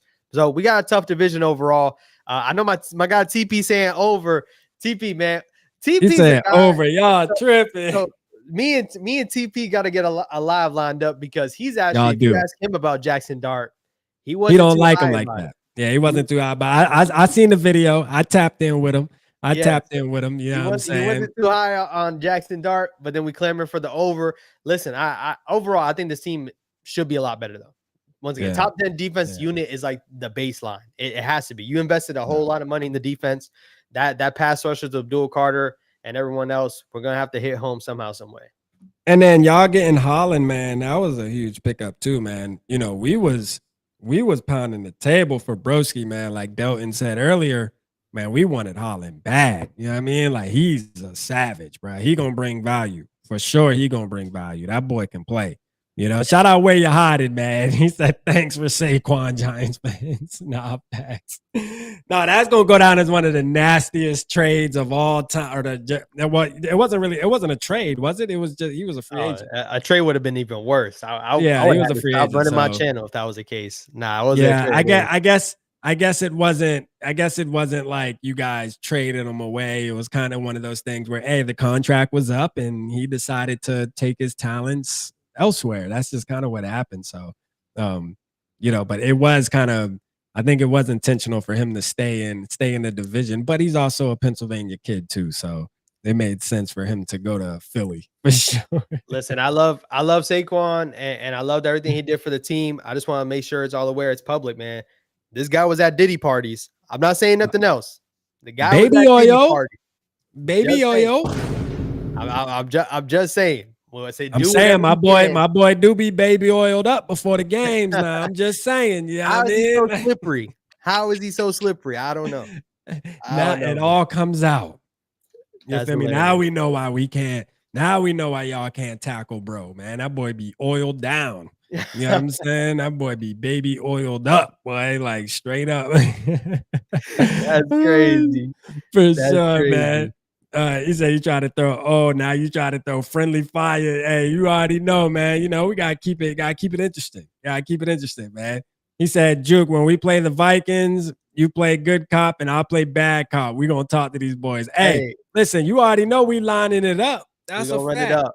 We definitely you already know that. No, that's in the books, man. Shit, that's already on the. You know how if you work corporate America, man, you know, man, the team's calendar, man. That shit already on the team's calendar. You feel me? I'm gonna get a reminder 15 minutes before showtime, bro. Hey, we signing up for that. Don't worry, it's already on the calendar. That's a fact. That's gonna be a fun show, man. That was probably, you know, I'll say hands down one of my favorite shows. Who'd I have with me? I think it was me and because it was you and TP and Dash was there, but then it was me and damn, I'm trying to remember who was rocking with me. I can't even remember. Either way, man, it was fun. Maybe it was Ed. I don't know. Did you have a guy named Ed? I could be wrong. Nah, I wasn't Ed. I forget who the hell it was. I have to go back and look at it now. Whoever it was, man, we was cooking. You feel me? Like, D Woods. Okay, yeah, we had D Woods on it. That's right. Yup. Yeah, we was cooking too, man. Hey, that was a fun ass show, man. I enjoyed that shit. I enjoyed that show, man, for sure. So, like, realistically, you said under, right, for your team, and I don't know if you mentioned this, maybe because I was doing the poll. How many games did you have y'all winning though? So if you're going under, like, where you standing at win total? So I was just throwing out a number. I'm gonna be transparent. I know what our schedule is, and I know people are saying it's the hardest. We played the Chiefs, we played the 49ers, we play some tough teams in this schedule. I got us at maybe 7 wins. 7 wins. It's an improvement. We won three games this past year, so you're winning 4 more games. I think Russell Wilson adds value to the team, and I think we're gonna win some games that we probably shouldn't. So 8 to 10 wins. I thought TP was saying 8 and 10. I said, hold on, what the heck? But yeah, no, I got us at 7 wins right now. But who knows, man? I want to see more offensive production overall. I got to see it, man. I'm tired of talking about it. I think Russell Wilson is going to definitely bring us at least average to top 20 offense, which that's major improvements in terms of what we dealt with. We've always been 32, 31, 30, except when we played the Vikings in the playoffs. That's pretty much the only time we really turn up. So, yeah, I'll take that. He had to throw that in there, boy.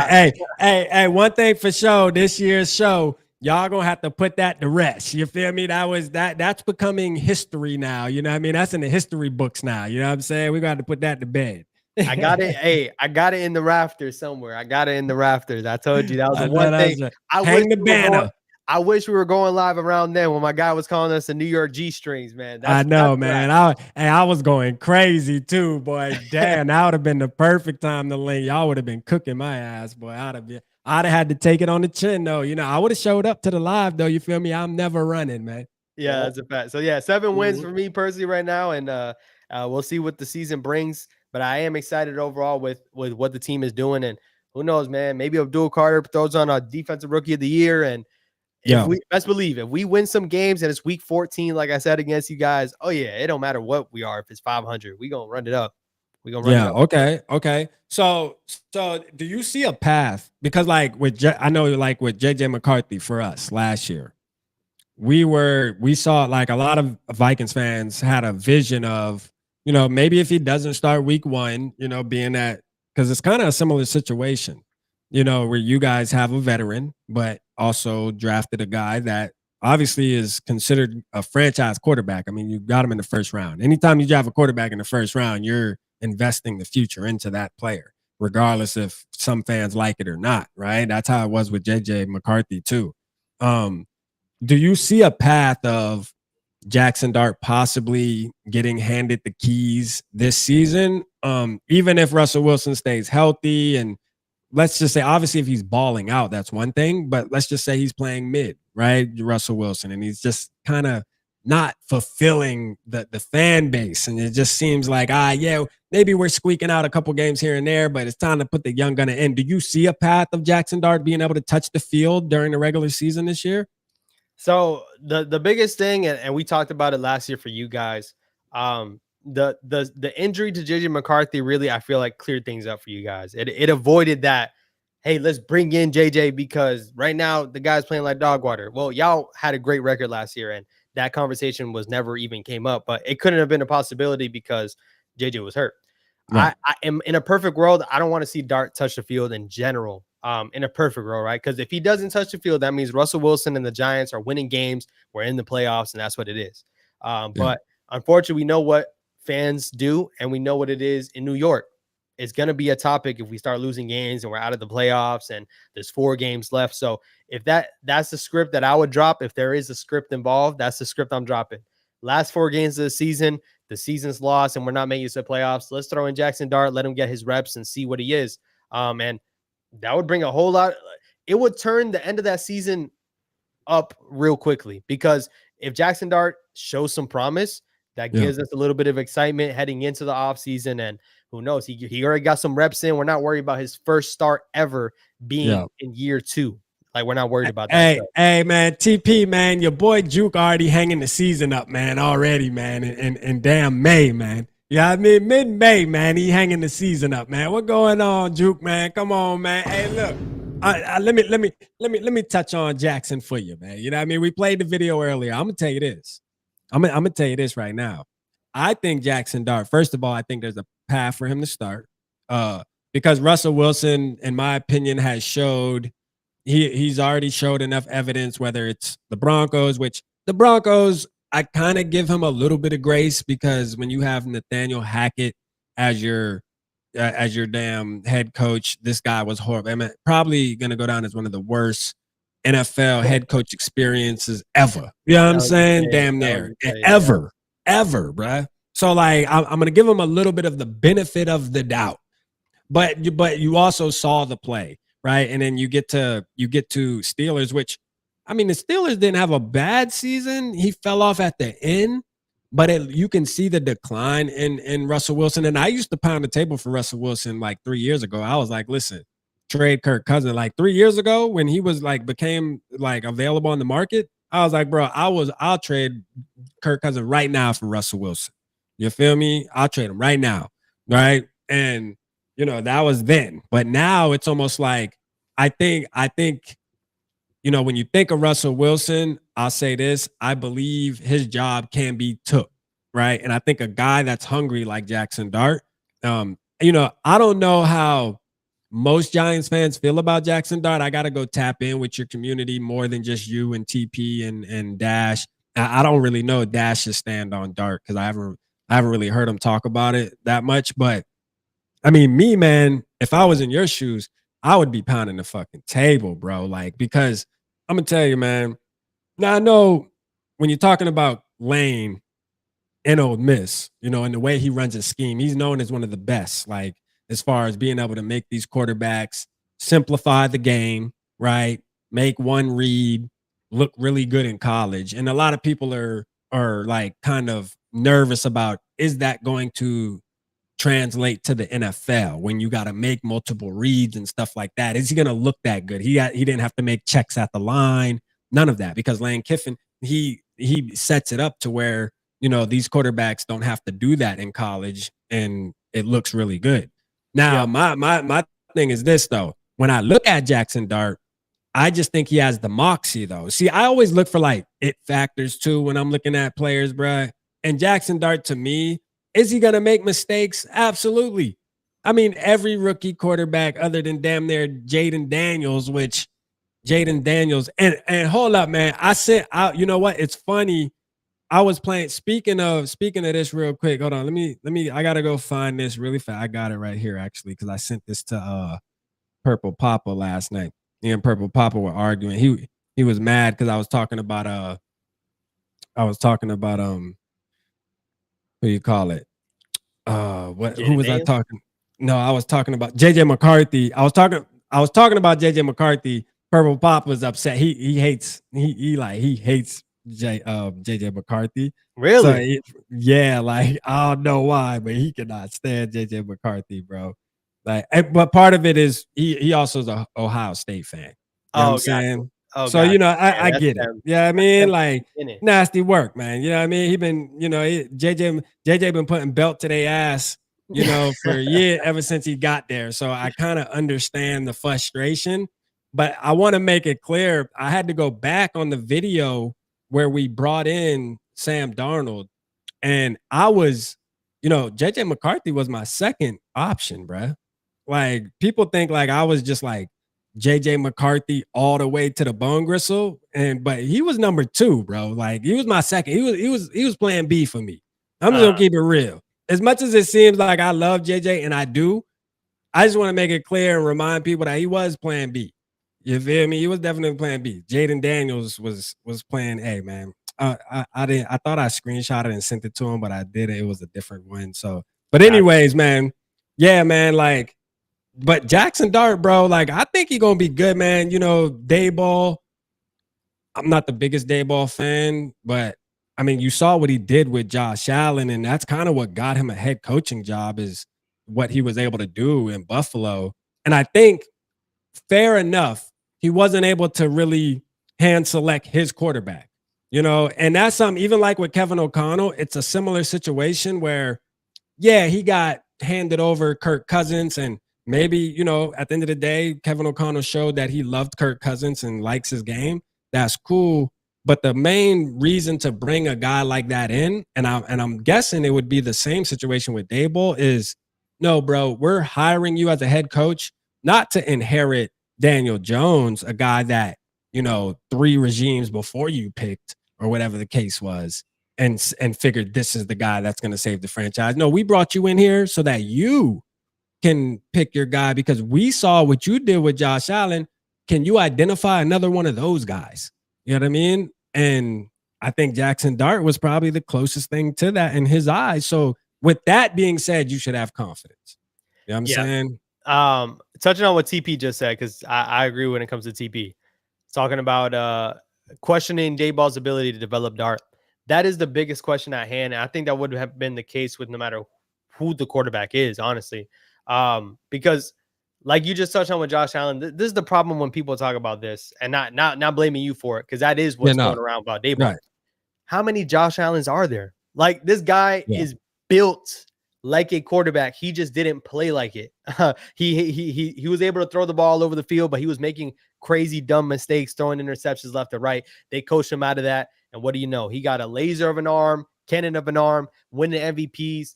Josh Allen, I feel like, is a one-of-one type of quarterback in the terms of what he was projected to be and what he came in and did in the league. So I do give Daboll some credit, but are we if we're not comparing, right? But if you're going to talk about Josh Allen around Jackson Dart, please don't. Like, let's leave that out of it. Jackson Dart is Jackson Dart. Jackson Dart, at the end of the day, I will give him his credit too. And once again, this is my quarterback now, so I'm getting behind it. He broke the records at Ole Miss that Eli Manning once held. Passing records in a single season, passing records total at Ole Miss. And then when you see what he did in certain matchups at Ole Miss, thinking about what he did against Georgia, the guy, he has that, like you said, it factor, making plays on the field. I thought my PC just went to sleep. That's crazy. I thought I almost got kicked off. But overall, once again, Jackson Dart has that it factor. And the biggest thing, if you turn on his tape, he lets the ball fly when he gets hit. Like, he's not scared to stand in there and take a hit. And guess what? The Giants offensive line has given up some hits. I think we should be a little bit better in that department, but Jackson Dart's not scared to stand in there and throw the ball out. You got him, Malik Neighbors. Let the ball fly. That's what we should see it happen. And overall, speaking on Jackson Dart, once again, I'm excited for it because he does have some traits I like. He can still run the ball as well. What you saw with Daniel Jones against he's athletic. You saw with Daniel Jones against the Vikings. He was running the ball against y'all. And Daboll was the one coaching the guy to do that. So I think Jackson Dart could be a dual threat type of quarterback that potentially has the upside. It's just about when is he on the field. I want him to get that full year of rest. Listen, I would be perfectly fine if Russell Wilson goes out and has a. What about Jameis? Are you wanting to see Jameis out there? Come on, man. I think it's everyone. I already told everyone about this, man. Jameis Winston is that quarterback that everyone loves to see, but nobody wants him on your team. Nobody wants him on the team. Vikings fans are like that too. People want to laugh and joke, and this guy is one for the people, but we don't want to see him be the quarterback at the team. Yeah, let's be real, man. Jameis is that quarterback you love on somebody else's team. You know what I'm saying? You're like, I love him as long as he ain't on my team. You feel me? Like the ongoing meme, if we were to draft Shedeur Sanders, was going to be. So you have Shedeur Sanders, Russell Wilson, and Jameis Winston. That pregame prayer on Sunday mornings would have went crazy. So that was something that I was kind of looking at. But once again, let Russell Wilson go out and have a Sam Darnold year. I would be shocked, but let it happen. I'm on board for it. I totally am. What would also happen with that? Jackson Dart sits a year behind, learns from him. Next year is go time, and I think next year is go time because I think if you let Daboll get his quarterback in Dart, I'm assuming he has to get another year. Right. Yeah. And I thought last year Daboll was a dead man walking. He bought himself an extra year getting Dart. So we got to see some things happen with him eventually. What it makes sense to me though would be, bringing in, let's say Russell Wilson starts to struggle and Daboll gets fired based off of that. To me, in my opinion, like if I was Daboll, I was gonna go out on my sword, bro. Like, I'm going out like, hey, look, I handpicked Dart because I believe that much in him. We traded up for him. We gave up capital to get him because I believe in him. You know what I mean? And if I'm going to get fired, it definitely ain't going to be behind Russell Wilson and Jameis Winston not playing. You know what I mean? It's going to be, all right, I bombed on my first round pick quarterback that I hand selected, that I went to the store my damn self and picked, not some guy that y'all picked for me, and I just had to work with what I had, because that's just not fair in my opinion. I'm going to die on my sword. I ain't going to lie. I'm putting Dart in there ASAP. The first interception that motherfucker throw. Hey, Dart, come on. You know what I'm saying? Let's get it. And I think he has the potential, man. I want to play this video real quick. Hold on. I think I found it. As y'all should too, because listen, don't look at the Sam Darnold pickup as this is a guy that I was talking shit about Sam Darnold. He's going to take over for Kirk Cousins. That is not the case at all. And, it shouldn't be the case. And I feel like Nick Mullins, keep him in the building because he can't them and think that they're just going to flourish right away. We've seen it with Jaron Mahomes Hall. Oh, damn, I can't call him Jaron Mahomes Hall anymore. But you know what I mean, man. We've seen it with Jaron Hall. We've seen Nick Mullins struggle trying to come in and take over the game. We've seen Josh Dobbs struggle when he comes in. You know what I mean? So I mean, look, Sam Darnold, do I believe he's a smart quarterback? I believe he's semi-smart. I mean, this is Mr. AKA I see ghosts. And I was saying that last night during the live this is a guy that said Hold on, he I'm about sees to say ghosts, it. man. I'm about to say So it when right I now. think about a guy that says stuff like that, man, he has no confidence at all. Okay. He couldn't beat out Brock Purdy. When he was in Carolina, he had a little stint where he might have won 3 games in a row, but then he lost his job to PJ Walker. Okay, so let those type of things sink in when we think about Sam Darnold, and it's okay to be excited as a Vikings fan if you do see some type of hope there. But I'm letting you know right now, this is not the move. Okay, this is not the move. But we also gotta respect the move because why? Because I was again, so wrong it's on this sending the take. signal that we're going to be aggressive, I think right aggressive. here You is what I heard me? said. And I'm excited about that, man. Listen, drop down in the comments who is your quarterback. Claim your guy now, because I'm gonna tell you right now, I'm Jaden Daniels to the bone gristle, but as a Michigan fan, I'm accepting JJ McCarthy. All right, I'm accepting JJ because so like that was my thing, man. I was Jaden Daniels to the bone gristle, man. I wanted Jaden Daniels badly, man. That's You know? crazy. And I could imagine him with Kevin O'Connell, bro. Like what? That shit would have been. That shit would have been great. That would have been nuts, man. I wanted Jaden Daniels too, and it seemed like the biggest meme once again. I'll continue to talk about memes because that's what the Giants were last year. Joe Shane's son on Hard Knocks said, "Why don't you trade up for Jaden Daniels?" And everyone said, "Even the GM's son knows better than the GM." Like, little do they know, the other team has to be willing to trade out of the pick, and the Commanders are not doing that with the rival at that. So, yeah, man. I will say, you talking about me being down on the team. That analysis of Sam Darnold, I was telling you some of that stuff too. I was saying we're back in the Meadowlands. He's gonna have that seeing ghost moment. And then what did I get? I got packed up. I got packed up by the man himself. And now he got a bad to go play in Seattle. So we'll see what he does with the 12th man. I was hard on the boy, man. That's a fact. I was hard on him, man. But you know what? I gave him his flowers. At the end of the day, man, like this is why we do this, you know, this content creation and talk about our teams. Like, yes, we're gonna be wrong. It's fine. Like you want to be wrong. Like if I'm gonna be wrong on anything, I would want it to be something like that, right? Where I don't have faith in Sam Darnold. He comes out and he balls and we win 14 games. As a Vikings fan, guess what? It's a win-win for me. Yeah. Like for real, bro. I'm not a pro at this shit and I don't claim to be. You feel me? I'm just telling y'all how I feel. I speak off of emotions and then sometimes we pull out the facts, you feel me, when we're researching players and stuff. And nothing that I said about Sam Darnold going into the season was a lie. All right?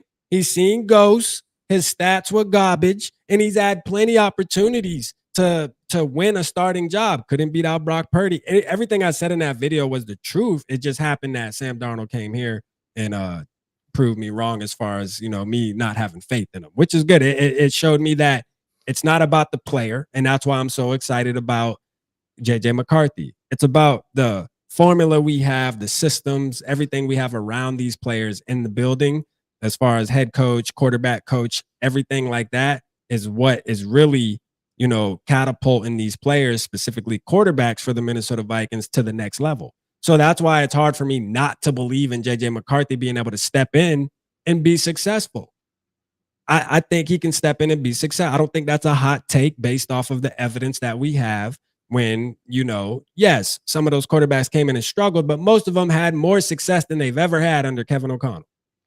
Even veterans like Kirk Cousins. So makes sense.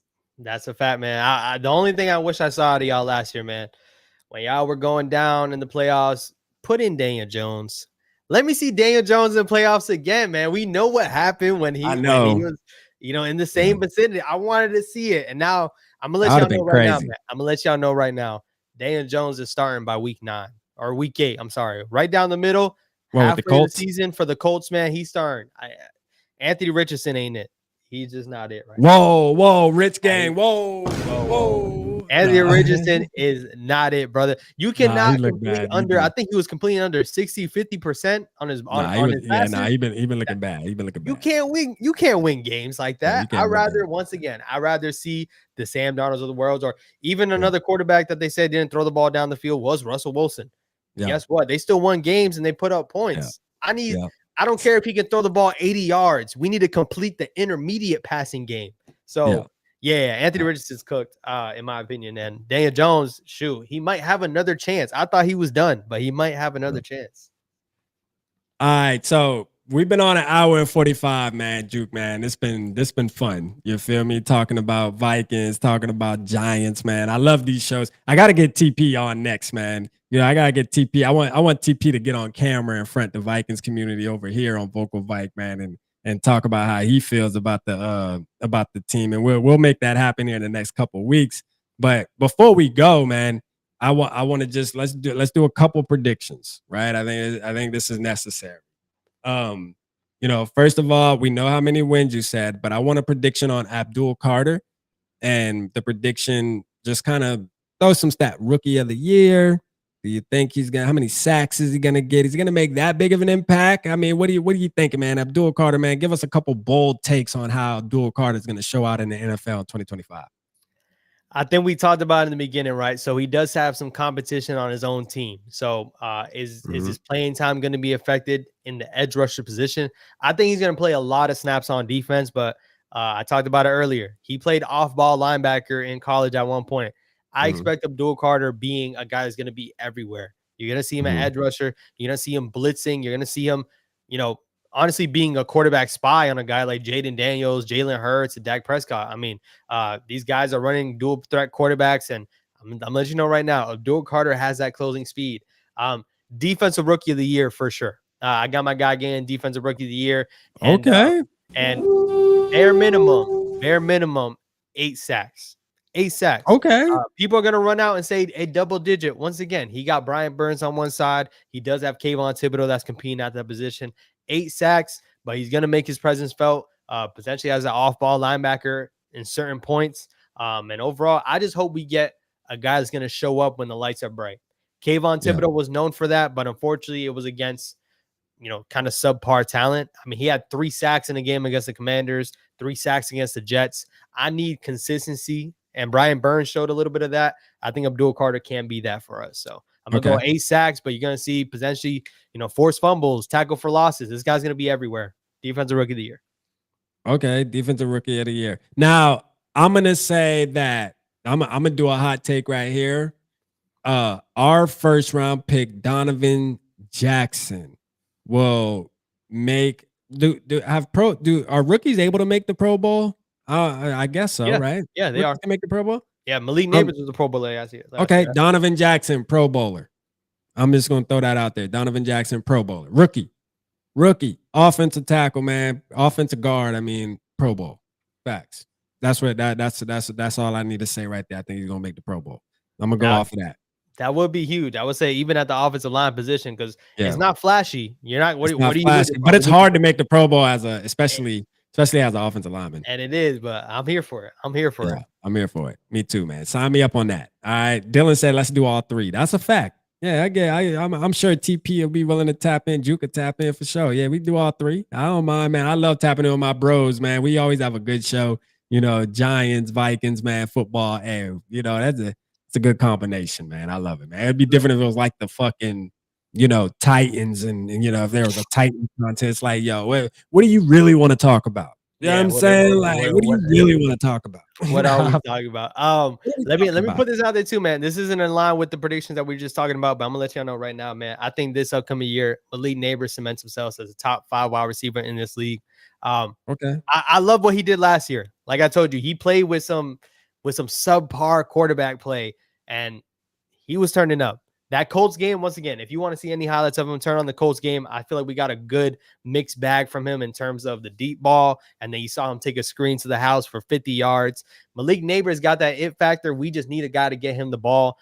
There's no reason why I don't think he should be up there with the Jamar Chases, Justin Jeffersons of the league. And some people are going to say it's crazy, but then you find out what school he went to and you realize, oh, yeah, he's kind of cut. He went to Skull SU. You feel me? Why receiver you, man? And I want to let y'all know he did have more receiving yards than these guys in college. He did. He broke some career records over there. So I got high praise for Leak. I think he did a good job last year. Pair him up with Russell Wilson. Russell Wilson going to get him the ball. Russell Wilson is going to get him the ball. Go see what George Pickens did last year.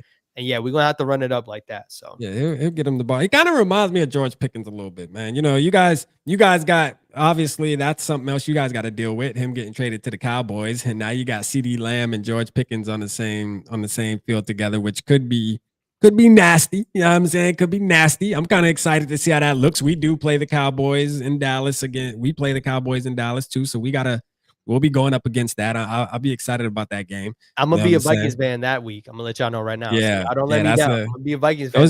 Those two can be. I can see CD Lamb and Pickens being a decent little combo. Like everybody trying to compete with, you know, the Addison and JJ, man. You know what I'm saying? Like, you know, that wide receiver duo go crazy. I get it. Everybody want that, man. You can't have it. You know what I'm saying? Like facts.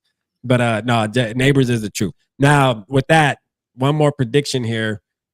Free agent signing, which one is going to make the biggest impact and why do you feel the way you feel?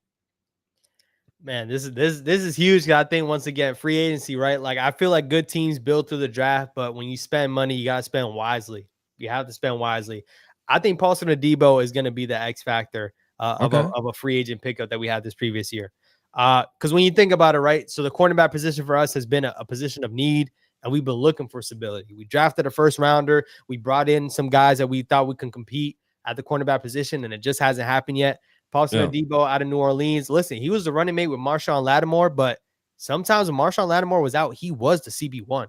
He was taking on the bigger receivers and locking down some guys. So I think Paulson Adebo is the X factor, and I want him to bring some stability to this DB room. That's something that we haven't had in a long time. And when I say a long time, I mean a long time. I think Paulson Adebo is the guy to look out for. He's a ball hawk. He got interceptions out there with New Orleans. I need him to bring that type of energy to this DB room that is young. Once again, our secondary, I think the oldest age we got is like 26 years old, 27 years old. So Javon Holland, Tyler Nubin, Deontay Banks, and Paulson Adebo. I need this defensive backfield to stand up and kind of be themselves. I need, like you talked about, the if factor for a quarterback. For DBs, I need them to have that swagger. You know why? Because there's some talented receivers in this league. There's Justin Jefferson's. In our division alone, we got AJ Brown, Devontae Smith, CD Lamb, Pickens. You got Debo Samuel out there with Terry McLaurin. We got some guys on that side of the ball that I need my DBs to have that swagger and realize, like, yeah, I can stand up with the best of them. So I definitely think Paulson Adebo should be the guy that you're going to see be one of the best signings. Yeah. Dylan, I did see that, man. Adding Jack to the which I agree with. You know, I was saying, you know, Jack Jones obviously was the guy who picked off JJ McCarthy during the preseason game. So I think it would be amazing to, you know, bring him to the Minnesota Vikings, and he's still available. And I like the pickup too. I know we had like Jalen Ramsey as an option, Asante Samuel Jr. as an option, a UDFA player as an option.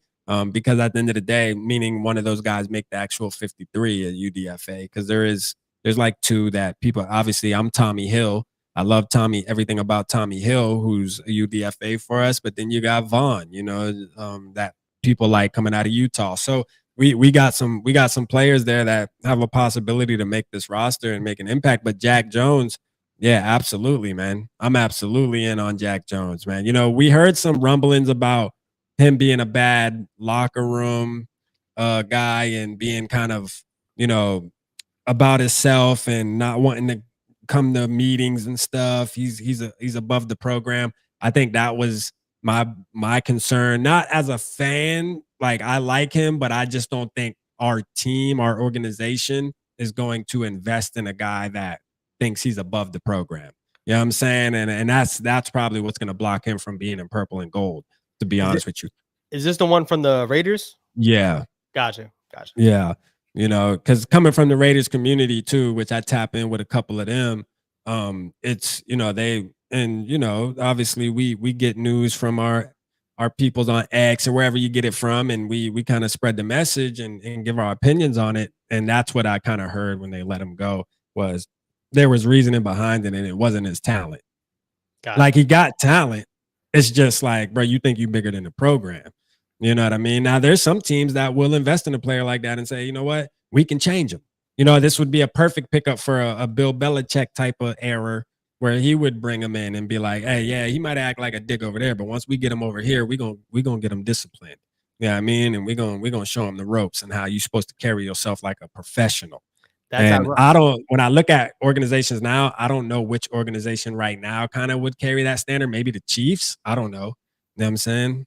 I don't know if you peep game, but I think he literally came from Bill Belichick's defense He out did, there yeah. with New England previously. Yeah. So the Raiders could have been in a situation where they said, hey, maybe he didn't fit that culture. Let's try it in with Raider Nation. Hey, I'm gonna let y'all know, the Raiders had something crazy going on over there. I mean, they They I'm be smoking forgetting, in the locker room after the games and shit. They running a fucking I'm muck over forgetting the there. coach's name, but he was a Giants linebacker at one point, Pierce, and yeah, Antonio Pierce. yeah, and they fired him after 1 year. Like Yeah. I'm confused on that part, but Yeah, he was like the interim head coach half a year, and then he had a full year, and they had to let him go.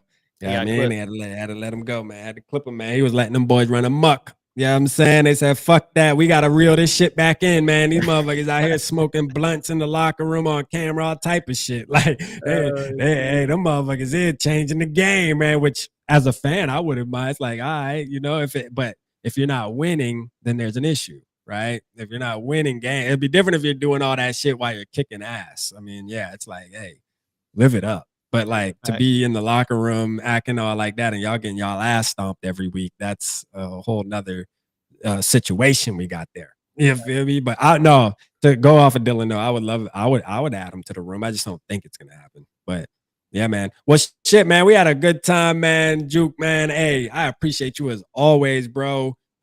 Let the people in the building know, man, where to go. Subscribe to your channel, man. Follow you on X, man, and what you got coming up here in the next days, weeks, all that stuff. 100%. Thank you for getting me on, and yeah, once again, we playing each other this year, so we definitely gonna run it up and run another couple streams that week. You know that. But definitely subscribe to the Juke over there. I do make content for the New York Giants. You'll see posts when it comes to, you know, in-depth player reviews, in-depth documentary type stories on these players. I definitely got a couple things brewing up. And once again, the Juke __ on X and the Juke Media on Instagram. We're looking to push out content more and more on there. And overall, once again, the Giants are going to continue to be one of the biggest names you'll see. It don't matter if we're doing good or bad. You're going to hear from us one way or another. So definitely tap in. I got some good content over there. And like my guy Vocal Vike was saying, you're going to see him pop in over there too. So we got to support one another. Definitely be on for those streams as well. So yeah, definitely subscribe over there on the Juke. Yeah, for sure, man. I'm real quick before we go. Let me post it. Hold on. Let me post it in the chat. I'm gonna post it in the chat real quick for the ones who haven't subscribed, man. There you go. I just posted it in the chat. Y'all go hit that subscribe button for my boy, man. Follow my boy because he's part of the family, man. Even though he's a Giants creator, man, I feel welcome all the way in his community too, and they always welcome me when I'm over there. So although we may be on different teams, we're really not on enemy teams though. Like, you know what I mean? It's just good football talk.